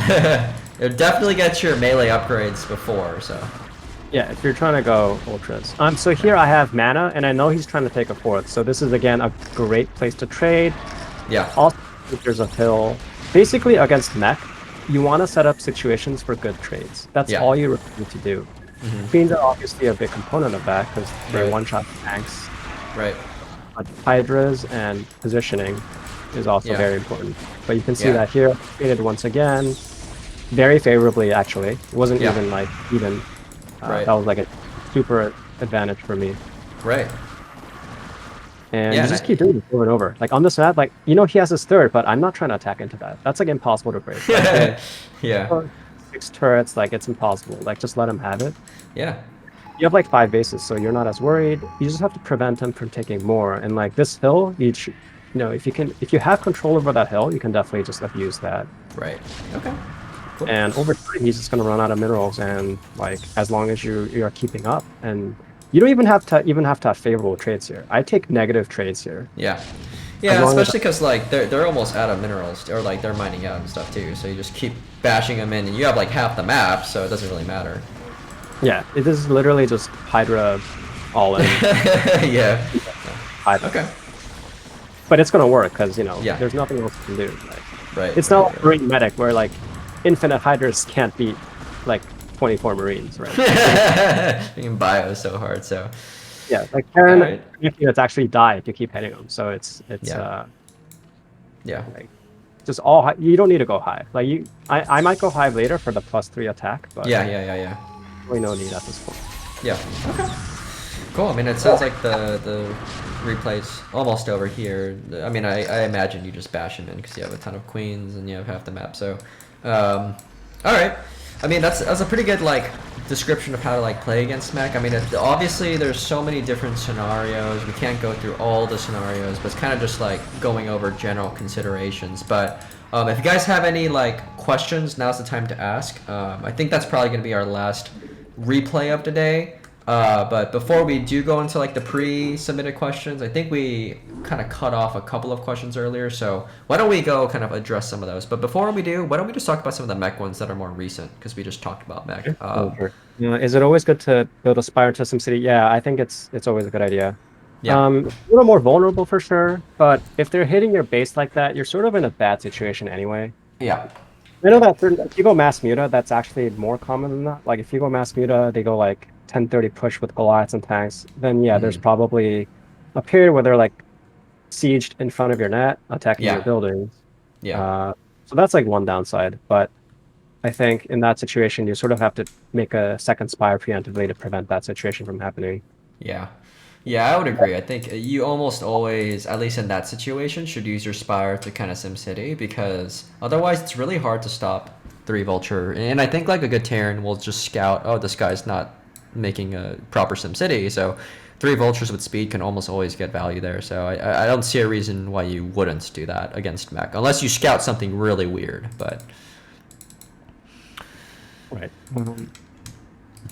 How much does one actually care about Terran getting a mineral-only expansion versus mech? Not so much, but it's typically a stepping stone for a 4th base that does have gas. So, for example, like on Circuit Breaker, like if they only got that mineral only, I would be fine. It's not that impactful, but like it's clearly gonna transition to a fourth that has gas, right? So that's why I would try to still delay the third in that case. Yeah. If Okay. it's a third that's like a dead end, Mm-hmm. then I wouldn't care actually. I think I probably Yeah. wouldn't care. Yeah. Okay. All right. Next question. How do you get a fast enough third pass if the Terran does not dive their vultures? So in my last game, I was able to do that because their vultures Good were question. suicided.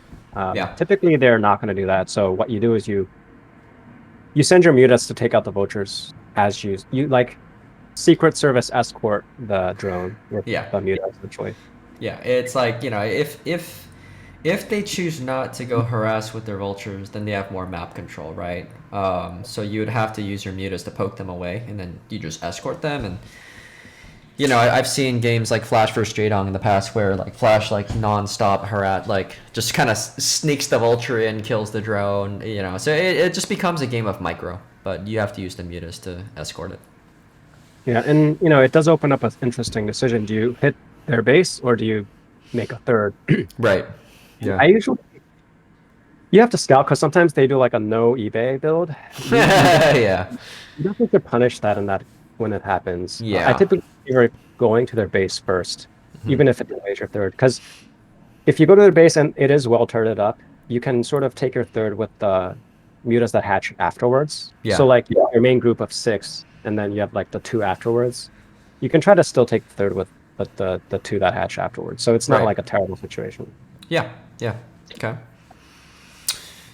Let's see. I think Queen. Okay, I think Cyrex is just saying Queen recommends to go pure mutas and backstab Terran every time he tries to push out. Okay. Do you ferry your third base drone? Oh, I think you kind of answered that already, right? Like you either say usually do, but there are certain builds where like Terran goes to third factory instead of an eBay or like a late eBay. So I mean that's just StarCraft, right? Like if they do that and you don't punish it, then you're in a bad situation, right? But if they do that and you do punish it, then they're in a bad situation. So you can't like always know, unfortunately, in StarCraft. You just kind of have to adapt around it and do the best that you can. So I think as a beginner, it's hard to like scout and then adapt. Yeah. So change your build accordingly. So I imagine that is very hard, and I know I've been there before. But know that like every choice you end up making will have some trade-off. Right. And there are going to be cases where you make the wrong trade-off either because you weren't aware of it or because you weren't multitasking properly or whatnot. But that is a case where if you spend too much time trying to take a third, that gives parents to run away with like econ advantage if they play great. Yeah. So I mean, I would say like maybe as a beginner, I think it might just be better practice to just poke the vulture away and escort it. I mean, like if you're playing against a beginner Terran, it takes a lot of multitask from the Terran to control their vulture while they're getting Goliaths, while they're getting turrets. So it becomes a battle of multitask. So I feel like you should just go kill the vulture and go make the base. I mean, like. Right. If you lose to some stupid build, then you lose. You watch the replay and you just learn from it. But okay. Yeah, I would generally recommend sort of strategies that keep you alive longer. Yeah. So that you get the chance of developing and managing your gameplay over time and like different strategic situations. So yeah, I would definitely recommend taking the third first if you're a beginner. Okay. All right. Longing Cat asks, is Parasite any good? Ooh, good question. It's actually pretty good when I'm doing Queen Hydra because a lot of times, you need vision to spawn boots, and it's hard to get any overlords or any sight when they have Goliaths and science vessels all over the place. So like if I might use one Parasite on a science vessel or like a tank or something. Yeah, because like if you're gonna, it's really hard to broodling if you don't have vision, right? But if you have vision of their entire army, you could like have your queens on the corner of the map, and then you just queue them all to broodling while you attack your hydras. Then you can coordinate that attack with the hydras better. So Parasite, it is used even within pros too. They use it. I personally think Parasite's one of like the best and underused spells. It's just hard like to incorporate it when you're not already using queens. Like for example, in ZvP. Theoretically, like if you got a queen and you parasited like a Corsair or something, or like you parasite a High Templar to like scout their army and stuff, like theoretically, like it's pretty good. I mean, like you don't have to upgrade the spell. The queen isn't really that expensive. It's just a matter of like, do you have the multitask and the APM to actually incorporate it? So it's a very good spell. It's just a question of whether or not you can actually do it from a mechanical standpoint. All right, General James Colin. I don't know if I said that right. Is Terran as Imba and TVZ as Protoss is in PvT? Ooh, all right, I'll let you take that. I'm not sure how you would define it, but I mean, if you look at a lot of statistics, PvP would look to be like one of the most imbalanced. Like if you look at maps like Polypoid, even like the pro win rate TVZ is like 60%. Yeah. And I think PvT is actually a lot closer than you think. I think PvT's probably isn't it like close to 50-50, like just in like historically and stuff, or no? Yeah. And on a lot of maps, Terrans are favored. So it's like I don't know. Well, when it comes to like top IMBA matchups, TVZ probably is number one, and probably number two is ZvP, or like Zerg is like favored over Protoss. Right.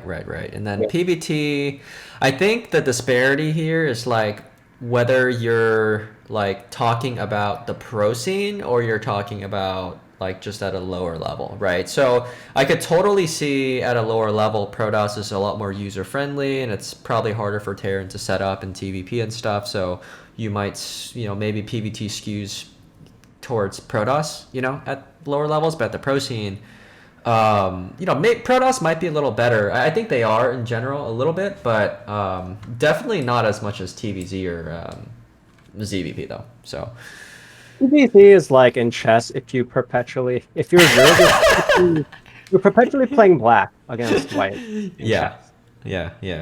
It's like 5% down or something, right? So TVZ is hard. I mean, like I always say that like in Zerg versus Terran, the Zerg needs to be like one step higher from a micro perspective to like almost even it out. I'd say, to be honest, like I think the Zerg has to have better control than the Terran player. I think Terran has a lot more opportunities and a lot more outs, right? Like against, like they could 8 racks, they could bunker you, right? They could kill you with a single vulture, they could bust you with Academy, right? They could, like, you were playing a game yesterday against Mars and you were dominating him throughout the entire game, and then 2 dropships flew into your base and you almost lost, right? So like Terrans have outs. Like they even if Terran is like losing very heavily going into the mid to late game, like you load up 4 dropships, if it connects, you could win the game. But like Zerg doesn't have that same opportunity. Whereas like if Terran is ahead moving into the late game, it's really hard for Zerg to come back. Like it's really hard. Like you'd have to get some miracle plagues and stuff, but it's extremely difficult.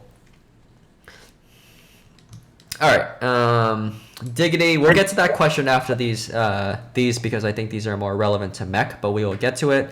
Cyrax says, "Do you use play against mech?" Ooh, good question. It's almost impossible to be able to use it effectively because when they have tanks, the range will just shoot the defilers out. You can get near. If they're going like all Goliaths, then maybe. But I mean, against all Goliaths, I'd rather go all Hydra. Yeah.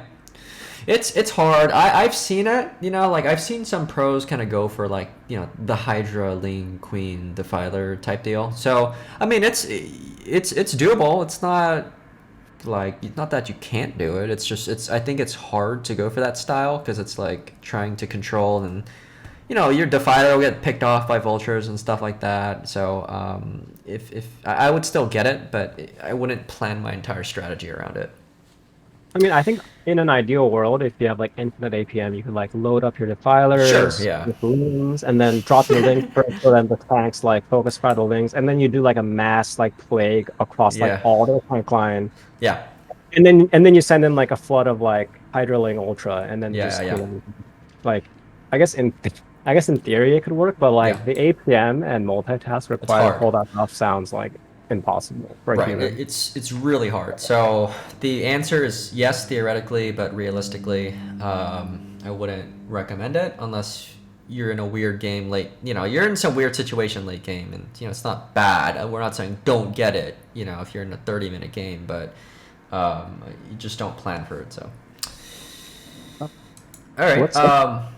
We have a question.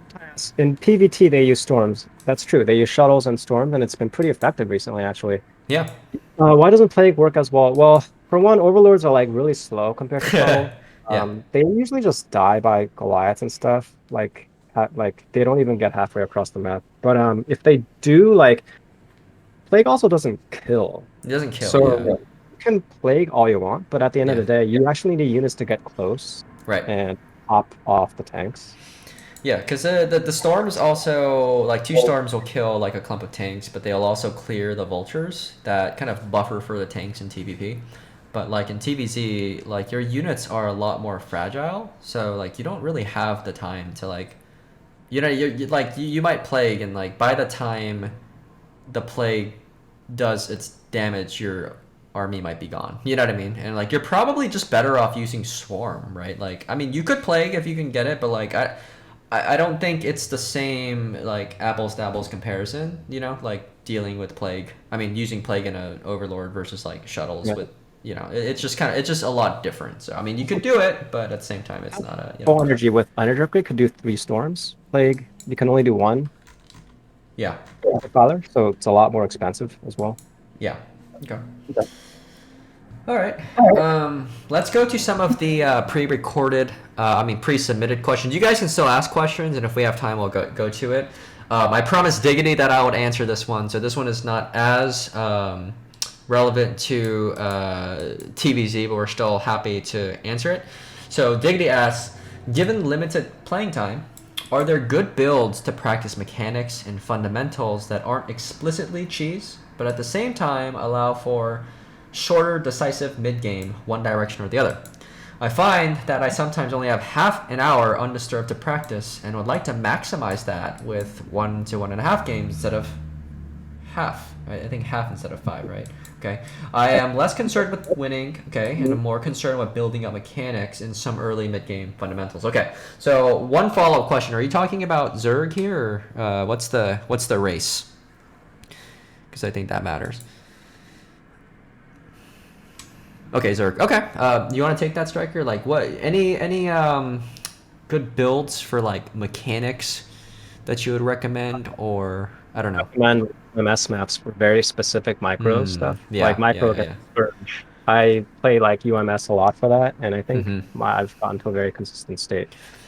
Yeah. If it's very like that, I would definitely just use UMS maps. Yeah, I would actually agree, because if you have limited time, you might as well like just if you want to micro your Mutaverse Marines or Mutaverse Scourge and stuff, like I think it's actually more efficient to like spend an hour and a half, like maybe not the whole hour, but like at least 30 minutes just grinding out the micro game, like because the more repetition that you see, all the pros do it. Like, dude, the pros have spent countless hours doing Mutaverse Marine, Mutaverse Scourge, like in a UMS map. That's like their warm up. They've done it so much in the past in pro houses. So like, I feel if it's a mechanics thing, I honestly think the UMS map's superior. I also think single player is like a really good way to practice kind of like your multitask and stuff. I guess in terms of like ZvT, maybe it might be a better idea to just like get mutas, do like the 2Hatch Muta play, right? Like if you're practicing, like Muta micro, you should kind of back that up with like a build that, maybe you can go 2Hatch Muta all in or something, right? Or ZVZ builds, or I don't know, ZVP builds that open mutas and stuff. So like you can like focus in on whatever micro tactic that you're working on and kind of play the build that actually helps you execute it in a game. So that's probably what I'd say, but it's always going to be tough when you have limited time. Yeah, and I would also say like maybe pick a few things very focused things. It's way better time wise to play UMS, because like you actually use ZVZ games to practice Scourge micro. Like half the games won't even get there because it'll end at Lings, and like when it does get there, like it'll end after one fight a lot of times, right? So it's a lot more efficient to play UMS maps. If it's actually game strategy focused, where you need to be in the game to actually practice that mechanic. Yeah. I would maybe pick like one or two things that you want to work on, Right. uh, and then just uh, like focus as much brain power as possible in that one thing. And obviously, you have to build on top of prior things. Like you can't like lose the game in the first 5 minutes or something you Mhm. want to work on in the seventh minute. So you actually have to play out the game and then get to that point where it's like, right now I'm trying to work on like mid-game ZvP like Hydra movement. So Yeah. I try to get there, and then once I get there, I try as much as possible to like pick up where I left off, right? Like I keep in mind like, okay, I was able to get this far last time, so let me try to get farther with it this time. Yeah. And my Yeah. Yeah. mental record of how far you've gotten, right? So then you don't have to reinvent the wheel, Yeah. and Okay. so you can keep track of where you were and then pick up from where you left off. Yeah. Yeah. Tough game because it's always knowledge plus mechanics, and like it's always hard to get better if you have like limited time. But that's honestly the reality for a lot of us people. So all right, so I'm gonna go up to the top of the question list, and I think the first one I see is from Quadrix. He asks, how do you defend a BBS with bunker and the boys, the SCVs, properly with the 12 hatch opening? Ooh, why don't you take this one? I usually So this is assuming you scouted Yeah. fairly early. Like you don't know it's coming before the game, but let's say you sort of scout in the main and you see like 8 SCVs mining Yeah. and no SCVs building, then that's pretty much clear sign. Sure. I would I have a specific build against this. I would Mm, cancel my nav hatch and then tech to lurker yeah. while building 2 sunks in the main. Yeah, that That's, sounds crazy, but I was watching the replay, and you guys, do you still have that replay saved somewhere? I do have a yeah, I think I do Yeah. have that.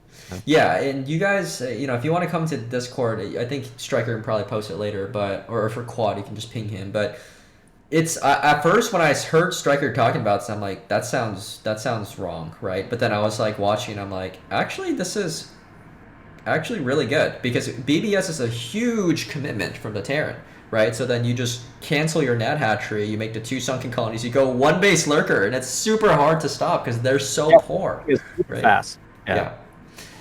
Yeah, so like Hatch lurker. yeah, and it's actually funny, dude. It's just like and I bet you a lot of Terrans don't even expect it, right? And I don't know, it's really hard to stop BBS with SCVs with just drones, right? Like, I mean, you could do it, but it's really tough and it depends on how fast you scout it. If you scout it really early, you push your drones out like 8 drones and you like delay the Marines and the SCVs from coming, then maybe you can hold it. But if their SCVs and Marines are already like outside your base and you're not out there, don't pull drones, just cancel, Yeah. right? If they start a bunker, it's already too late. You Yeah, basically have to send as many like maybe leave 3 or 4, and then yeah, just send everything and like just pick off Marines and pick off right, SCV. Like yeah. it's possible to do. It's hard, yeah. I think the noob friendly thing is just the thing that you did, and like you said, you've seen Queen and Zerg pros do this too, right? It's just easier. Cancel the hatch, 2 sunks in your main, and go one hatch lurker with drones. He recommends it actually. He's like, yeah, you should one base if you see Yeah, BBS. I mean it's a pro response. So Yeah. One caveat is if you do this, if you cancel your nat against 8 racks, that's one barrack. Like that's oh you're not gonna win. no no no So no you yeah yeah.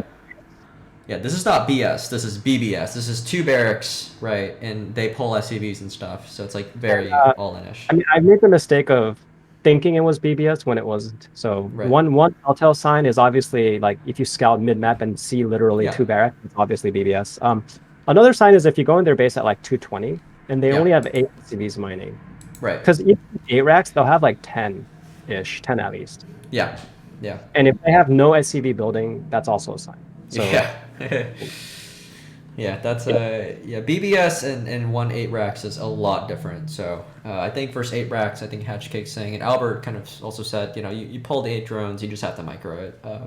That's not much else you can do. You don't want to cancel the hatchery. So yeah, all and right. typically I think the timing is if you build a bunker, if he builds the bunker before 305, assuming that you have the correct pool timing, you Yeah. shouldn't your lings will be out before the bunker finishes. Right.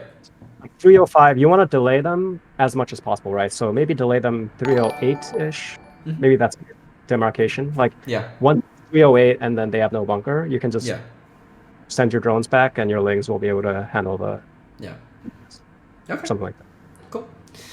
All right. Quad also asks a second question. How do you defend that rare old flash build with mech into bio mixed push? You kind of talked about this, right? It's like Goliaths and then 2 Marine Medic. Do you go Lurkers immediately from your Hydra Muta opening, seeing mech going into a bio transition? Yeah. Basically, the answer is you cancel all the upgrades with Hydras. Yeah. You go Lurk immediately, and then Okay. you also want to be hive immediately, Mm. and you just want to defend. You don't want to be aggressive here because Goliath's Marines are pretty strong. If you're caught out Yeah. of it, you'll just get destroyed. Right. So you want to like sit back, lurker up, defend, and you have an advantage going to late game because to do this build, they typically don't even build a starport. Yeah. What that means is when you get hive, they won't have any vessels. They'll Yeah. likely not have upgrades on the Mhm. Marine Medic besides +1/+1 because they Right. don't have a sump facility. And you just enter late game with like overwhelming tech advantage. Right. Yeah, I think the most important key is just to like make sure you throw a Muta inside of the Terran space at like when 7:15 or 7:30 or something. When they start building their racks. Right. So like you want to suicide, and sometimes like I actually make a scourge, but you can just throw like a weak Muta or something and like just throw it in. So you can see at that point if they're going for like a five factory, 2 base push. If you see a starport science facility, it's three bases, but then if you also obviously you see barracks and stuff like that, then it's going to be those things. So the earlier you scout it, the better. I've seen some pros actually just go mass Muta and just like counter and stuff, so that's a possibility, but it all depends on like when you scout it. Like if you're already making hydras and stuff, and you better just out macro them, so it's really tough. Yeah, I think mass Muta is a possibility. Yeah. Especially because like they don't have vessels, and then you could also just sunk and just like counterattack when they move out. I think Zero beat Flash like that, right? In ASL 7 or 8, or I don't know which are. I think it was like that Horizon Lunar Colony or something, and I think like Flash, or I don't know, was it Flash or Light? I don't know. Whatever. It's one of the runs that Zero. Yeah, the map makes a big difference. Like you definitely, the mass Muta strategy has a lot better chance of working if like you can counter easily. Yeah. So, okay. Cool. All right, Hatchcake asks, how do I maximize my Muta efficiency versus early push out of M&M? What should my Muta movements look like? Okay, pretty general question, but good question. M&M. So I'm guessing like fewer Mutas and fewer M&Ms. I would not use hold control against fewer Muta counts because you can't kill Marines that way. Because if you do hold control, they'll just kind of spread out their damage. And if you have too few Mutalisks, you don't get any. So early game, when you have not many Mutalisks, like 5 or 6, I would just actually like attack Marines one by one. You would still like dart in and out, but you would only attack one at a time instead of using hold to spread out the damage. Yeah, and I think like we said, kind of just in the replay too, you got to use the Mutas to scout what the Terran's doing, right? Sometimes if Terran's sitting in their main base, then like there's nothing here. But if they're like pushing out, they don't have range like in the beginning, so you should be able to take good fights, like force stims out, get them to like run away and then come back and stuff. So you should be a little aggressive because before +1 before range, like mid game +1 plus with range is scary because if you even get near them, you'll just lose a minute or two. But early game with +1 without range, like you can afford to be a lot more aggressive, and you should. Yeah. Okay. In general, I think just kind of general stuff is like, you generally want your Mutas to kind of pull the Marines away from your base instead of closer. Like, don't micro and pull back in a direction that's like towards your base, because it's like you're giving them ground. So if you can, try to pull them backwards or in the other direction so that you kind of, you gain some time and stuff. But generally, you should just try to pick it off, especially if they have like you should be more like, you shouldn't be scared before their range is done. You should be like, I'm gonna kill this army. Right. All right. Albert asks, I'd like to hear some elaboration on how to think regarding transition from 2H Muta, Queen's Nest, Evo, Den timing will prompt one to go Queen's Nest first, Evo, Den, etc. Benefits of their approaches, what it lends for mid game, and like what first type of style of play from Terran each approach makes the best response to. Okay, so just general discussions. Okay, so you're opening 2H Muta. Right. Do you pre-plan the build based off the build, or do you scout and adjust, or what do you do? Yeah, I'm always scouting and adjusting Okay. now. Yeah. But there's just too much variation, at least at my level of play, where if you just do a blind build, it's usually not Sure. good.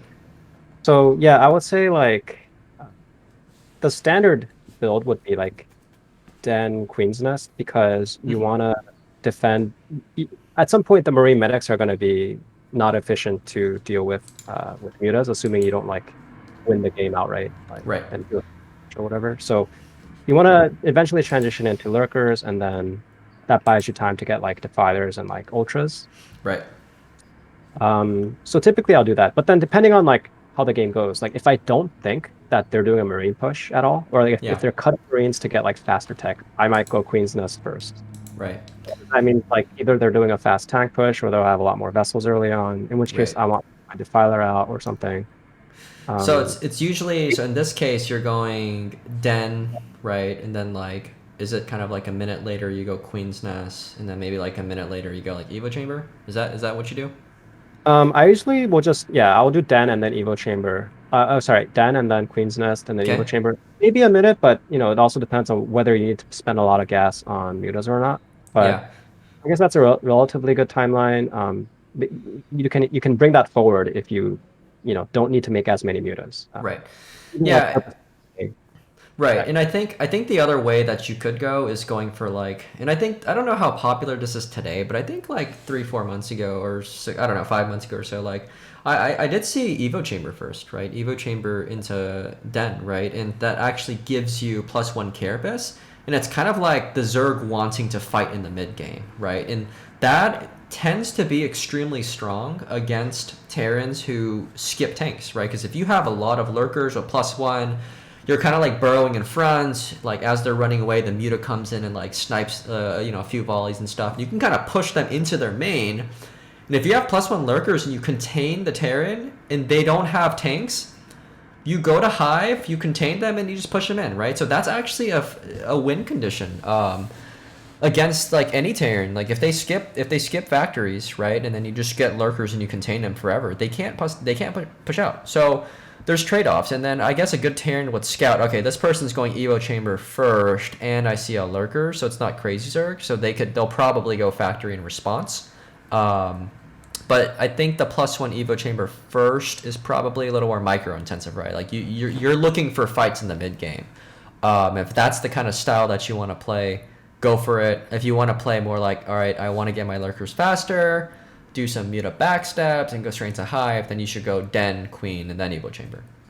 I like going Evo first and a lot of lurkerling if I'm doing like a 2.5 hatch or like a late Mm. gas Oh or yeah. hatch. So with the extra larva, you make like lurkerling, which benefit a lot from the carapace, and then Yeah. you basically play like a muta lurkerling mid game Yeah. and take like a fourth gas like while you're teching the hive, and Yeah. then that you up really well for the late game if you can sort of maintain map control. Like Yeah. Yeah. Yeah. Yeah. it's a mode where you're supposed to be able to grab more of the map Right. in exchange for like a later tech. Right. Okay. Um, Albert's also kind of interested in just how to think about, post 330 CC timings, weird one base builds and 1-1s and such. Okay, so I think 1-1-1 usually gets the CC at 330, right? Similar to mech opening, like you said. But let's say their CC is not there. Let's just say, for sake of argument, not there by 4 minutes. How do you play Yeah. this? Yeah, you should start Burrow at 4 if you don't see a CC there. That's like a catch-all against most all-ins.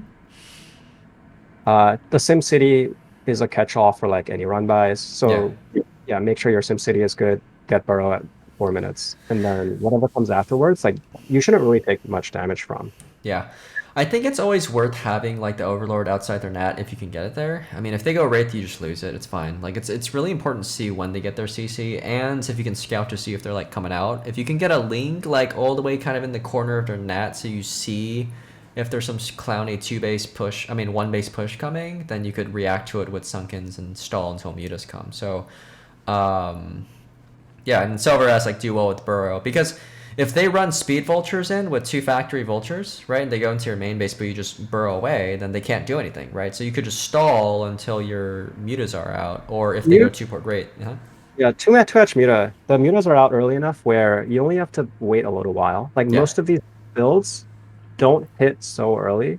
that you need to, like, for an extended period of time, be under Right. the ground. Like Yeah. drop shot play, wraith play. They're counting on like maybe 30 seconds to Yeah. do damage. But they come in, you burrow, and then your mutas will be out like pretty soon. Yeah, and you generally also want to like run your overlords away in like funny directions too, because if there's wraiths coming or 2-point wraith coming, like you don't want to lose too many overlords, and the way you would lose too many overlords is if like they're all in your path and they're right there in front of you and they kill like 3 before your meters pop out. I mean, usually you won't do that, but if you run them away, they have to go look for it, and then there's a chance that they don't kill any, or maybe just 1 at most. All right, let's see. Okay, well, Queen asked, well, I guess Relent also asked, differences between hold position and micro, right-click, patrol, and what situations use. So you talked about this a little bit earlier, saying early on, you don't want to hold position when you have a few mutas because you might kill nothing, right? So any other general tips there?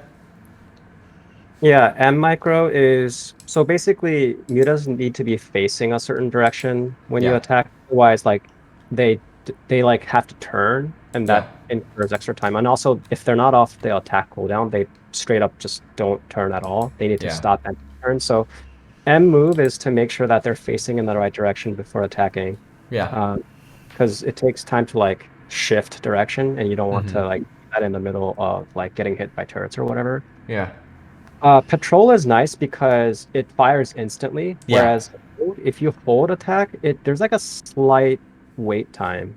If you probably so you end up attacking closer to your opponent than right. ideally a lot Yeah, of time. yeah, Whereas if you use patrol, even if you're not facing them, yeah, uh, you actually attack them like as you turn. So yeah. if I'm like running like past Marines and they're like to my left, Mm-hmm. I just do patrol Yeah, and then attack them, and then they'll like instantly turn and attack, and then right. I'll like move out. Whereas if you do M, you have to like move in that direction and then attack and then move Yeah. out. So patrol is very useful in that situation. Oh yeah, yeah. Yes, I agree. I mean, patrol is really good. I honestly, I actually use patrol a lot, just like when I'm like fighting Muta versus Marine Medic, like head on. That's just kind of me. I mean, if you could use hold, if you get like the right spread, so you can kill multiple Marines, that's always good. But I think patrol is very powerful, and you should really get comfortable with it, because sometimes you're on the move, like you're on your way out of the Terran space, you're on your way in, and then there's like a Marine kind of just floating there. You want to kill it like right away, and you don't want to like M click and then not fire, and then your whole muta pattern just gets screwed up. So patrol is super important. You could also use the M click and then right click onto a unit or something if you want to like target. Is that what you do at M click and then you target like a turret, like if you're trying to fire Right. backwards and stuff? Okay. So you could also do that too. I think it's a little harder, but I think the patrol is easier because you kind of skip one of those. So Yeah, patrol is very useful. I use it a lot. It's especially useful in ZvZ. Maybe we'll yeah. cover that later. Oh yeah. But yeah, it's very, very useful. Cool. I often use it more than hold in a lot of situations. Yeah. So Okay. All right. Keen asks, so we've been talking about this in our Discord a bit, like about the 2.5 hatch build. I mean, it's kind of been around, but what's like, I guess lately, like, you know, what is it strong? What is it? What is it strong against, and why is it useful? just one more thing about the patrol. Oh, sure. Yeah, yeah, yeah. Oliver says, do you switch it? A lot of people I know have done it. My patrol's Oh, on yeah. because P is very far, obviously, Yeah. from the left side of the keyboard. So I have it on Q. Other people have Same. on different. Yeah, yeah, yeah. I A would lot of pro recommend doing, yeah. 2.5 hatch. So basically, you build a third hatch before your spire, and I think there's like slight variation on when exactly you build it. But essentially, you cut gas. Either you like take off gas, or you cut ling speed. And I prefer the ling speed cut because this way your mutas aren't delayed. Mm. So you can have the timing of a 2 hatch muta, Right. but sort of the larva count of a 3 hatch, which Right. is like feels amazing. Yeah. Obvious downside is you don't have ling speed. Yeah. So if they do any sort of marine push out early, you're basically forced to make sunks no matter Yeah. what happens. Even like a small group of marines, like you'll probably have to sunk up, which is Right. not ideal. Yeah, and if they see that you don't have link speed, they're not worried about a backstab. So they're not even gonna turn back around. Like you can't backstab with like slow links, so like two to four slow links. So So what is it? What is it good against? I mean, like, do you just pull it out randomly, or? So it's like good against a Terran that is sort of walling their net in Mhm. anticipation of doing a very greedy like +1 eBay build where Yeah. they get a late academy with a Right. late move out. It's also good against like big maps like Benzene or like cross positions sometimes. Yeah. They're a lot less likely to move out in that case. Hmm. It could be just a good change up if you Yeah. play the same guy over and over again and they sort Yeah. of expect you to do something. You sort of do something different.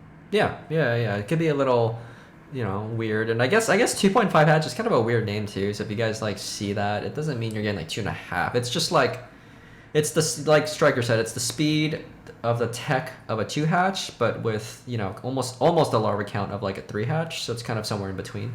So you kind of get best of both worlds, but you sacrifice the ability to do anything with your speedling. So that could be detrimental if the Terran punishes you somehow. Yeah, typically also you get the third hatch in your main. Mm. So it actually delays your fourth hatch, which is at your third. Yeah, yeah, So yeah. it's actually it's less it's in some ways less greedy than Right. a two hatch Muta build. But Okay. on some maps you can even take a third with your third hatch. That's extra greedy, 2.5 Yeah. hatch. But Yeah. typically, yeah, I would not recommend this as a standard build. Uh, there's very clear weaknesses to it. Yeah. Yeah. It's a good variation to know. Okay. Yeah. All right. Valentine asks, how do you beat Terran when they have ranged units that doesn't die thanks to medics? Flying units that kills yours with a single click, hardest race in the game, ladies and gentlemen. And then have so many resources they can also get pieces. Okay. Okay. You watch this video, right? You watch our VOD and you learn about Zerg versus Terran, and you take your 5% deficit against Terran in the long run. Play Protoss, Or you play Protoss. You do what I do, and you just play Protoss. That's all. That's all that matters. So, okay. Oh, that's what you actually said. I just didn't see that. Okay. George says, can you discuss responses to T build variants, specifically 2-Rex Tech versus 3-Rex Tech versus 4-Rex Tech, all against 2-Hatch Muta? I've seen Tai2 say that he generally goes for more Muta against 4-Rex since their tech is later. Okay. Yeah, Thoughts? the main difference is how many mutas you need to make to defend the attacks. I Right. mean, it doesn't matter so much it's not so much the racks count, it's Yeah. more the marine that count, because Right. you can pump non-stop from 3 racks and it'll look like 4 racks. Yeah. Yeah.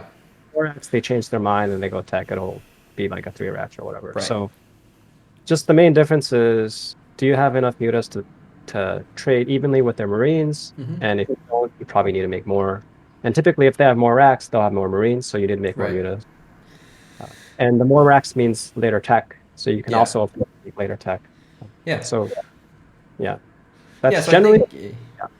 Yeah, just kind of like basically agreeing what Tai2 says there. I mean, I think if they go 2-Rax Tech, that's pretty light on the marine count, and they better be playing very defensive. I'd say you could actually probably even bust a 2-Rax Terran, right? Like if you get some good trades and good volleys off, and you just go mutilating mass, and then you sit the links on top of the barracks, you could just win right there. Because 2-Rax Tech is really it's kind of pushing it, man. It's like they have to be really good and very conservative, have good turret placement and stuff like that, and just defending really well to pull that off. But I'd say maybe 2-Rex Tech, you can actually just go ahead and mass mutiling and try to kill him. 3-Rex Tech, I wouldn't do that. I think 3-Rex is more than sufficient.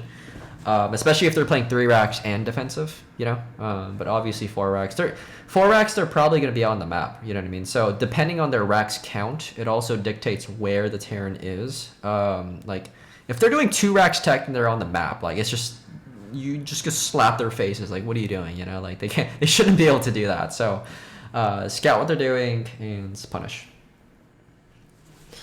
All right. Albert wanted to ask an additional question. 5-Racks plus 1. Is that against 2-Racks Muta? I mean 2-Hatch Muta? 5-Racks plus 1? Yeah, I guess you could do that. It's almost never done because the mutas will arrive and you have no marines, so then they'll just do damage. So that's not a common build. You can sort of do it if you wall in, if you play a map that allows a wall in. Yeah. And I think it's pretty tough actually. But to defend it, they just have so many marines and early plus 1. They get all the benefits of like an econ greedy build, but then they don't get punished because they make a wall. Yeah. But usually, though, Yeah. when you build a wall like that, you can actually go two hatch lurker and Yeah. bust it because walls are very weak against two hatch Lurker. busts. Right. Yeah, Yeah. Yeah. So you can actually make that adjustment. Just bust their wall down. right. Because like lurkers love tight, narrow spaces, and like Right. they literally build a wall for you to be able to do that against them. Yeah. So you deny scouting, you do like a two hatch lurker. Right. Pretty good. And it's also strong against fire racks because we have late academy, late scan. Yeah. If they if they get away with the wall, 5x +1 and even like academy, you take your deficit and you just do the best that you can. Like there's no counter. You just have to make a lot of mutas and micro Yeah, to it's make like the best. scouting a 14 CC and you didn't open Yeah. full. Then you're sort of behind in the BO. Yeah. You just have to make it work. So. That's generally how it goes. Yeah. But I've done especially on maps that are known for walling, like Yeah. lurker busts are very strong. Yeah. It's super strong. It's honestly, you should actually like incorporate that every now and then if you're a Zerg player, especially like in a series against like your friends and stuff. Because it's like if they always assume that it's Muta, like they start getting kind of comfortable. But like if they're always scouting, is it lurker, is it Muta, then like they might get a little sloppy and nervous, and it kind of it adds to your advantage. Also, there's a standard bit follow-up, which is two base defiler, which is also really Mm, strong if they don't know the correct response. right. And yeah, I have like bods against, like body and Yeah. play show, which is where I do the exactly that. And it works very well. Yeah, father agrees. So yeah, basically you go two base lurker, you get some damage, you box them in with your lurkers, then you just push swarm into their main, and then you just win. So it's actually really strong. Effort did that against Flash on Sylphid in ASL 6, so that was pretty epic. All right, Ninjube asks, what are some tips for a SK Terran versus Turtle Zerg? Mutas or straight lurkers into 3 base, into 4 base, Scourges, lurks, sunk. Oh god, yeah. So I guess this is probably, yeah, this is assuming 3 hatch open for Zerg, right? And then they kind of do this clowny lurkers, they get the 4th base, or they could get the 3rd hatch like immediately at another main base, right? And Ninjube's a Terran player, so like I guess like what are some of the weaknesses as from the Zerg side when you do this? I mean, Turtle Zerg, it's hard to defend everything perfectly. So Yeah. again, like two dropships landing in the right place at the right time. If you Mm, scan appropriately and like sometimes like battle cruisers with dropships are amazing because the yeah. battles like soak up all of the scourge Yeah. and and then you like just rush in with dropships and that's actually really really strong. Yeah. Yeah, Yeah. I think there's a number of ways you can play against this as Terran. One little cheeky thing, and this isn't a standard thing, but a cheeky thing you should put in the back of your head, and this is because I did this specifically against Kogut, and what he did was once he saw that I went for a fast 3rd base, he made a barracks outside of my 3rd base, and he lifted and floated it in, and then he made like a few Marines and medics, and I never thought that would have come because like the dropship timing is not the same, and usually at your 3rd base you don't have like as many overlords, so that's like one little cheeky thing. But I think you can play it multiple ways. You obviously want to like rush into tech the second you see this is happening, right? You don't want to go 5 racks and then tech because you should already know that this is coming by then. I mean, if you've already made your 5th racks, you should go tech immediately, get your gas. You can either go mass vessels and then kind of non-stop irradiate, or you can go into double dropships before the vessels. I would not go tank against this. That's just usually a waste unless the Zerg sucks. And I've seen people play this so many different ways. Like I've seen Flash play against this, like not even pressuring at all, no dropships, non-stop vessels. He has Marine Medic everywhere on the map, and he takes half the map, and he just defends, trades with irradiates. That's really hard to do, but it's possible. Or you can go for the super aggressive style. 2 dropships, get 2 more dropships, attack all these bases at once. So you kind of have to choose a style and double down on it. Like don't kind of sort of do certain things like, I think you just, if you're going to go aggressive, just constantly pressure the front and then constantly pressure dropships and stuff. So that's probably a good way to play. It's hard for Zerg to stop all that. If it's early enough, then yeah, you should maybe switch to even mech, like take a 3rd and 4th and even a 5th, take a main because they're not going to be, they're spending all their minerals like making sunks and lurkers. Yeah. You can take bases and you could even just transition to mech, because one of the issues with mech is it's hard to like defend your bases against like Yeah. mass link or whatever, Yeah. lurkling. But if they're playing defensive, like, yeah, you can take advantage of that by taking the rest of the map Yeah. and stay on SK Terran. Yep. But you can also go mech. I think mech is really strong against Yeah. turtle. Yeah, and even not going like full, you could go mech switch too. But one thing that's also actually kind of cheeky and pretty good is that you could actually just go factory and go speed vulture and just run the speed vultures up the ramp. You know, they don't have mutas. You know, so, and then you can also just have like one factory vulture just setting mines randomly on the map. So these are some small things that you can do to kind of like shake up a Zerg that doesn't require a whole bunch of commitment on your end. I've seen Flash and Pro Terrans actually go 3-port Wraiths, because like, you know, you can go cloaked Wraiths, and like Zerg doesn't have mutas in play, so if you just like get enough crap, like they have to make spore colonies on site, you know, so there's a lot of things you could do, but it's definitely tough to play against. All right, cool. So I think that's about it for the questions. It's good, a really fun session going over ZvT. It's obviously a really tough matchup, but make sure you guys tune in next week for the ZvZ section. Maybe we'll kind of go over basically builds. I mean, obviously each replay is not going to be super long, but I think there's a lot of information for builds and learning how to counter some stuff. And then, oh, did I miss a question here?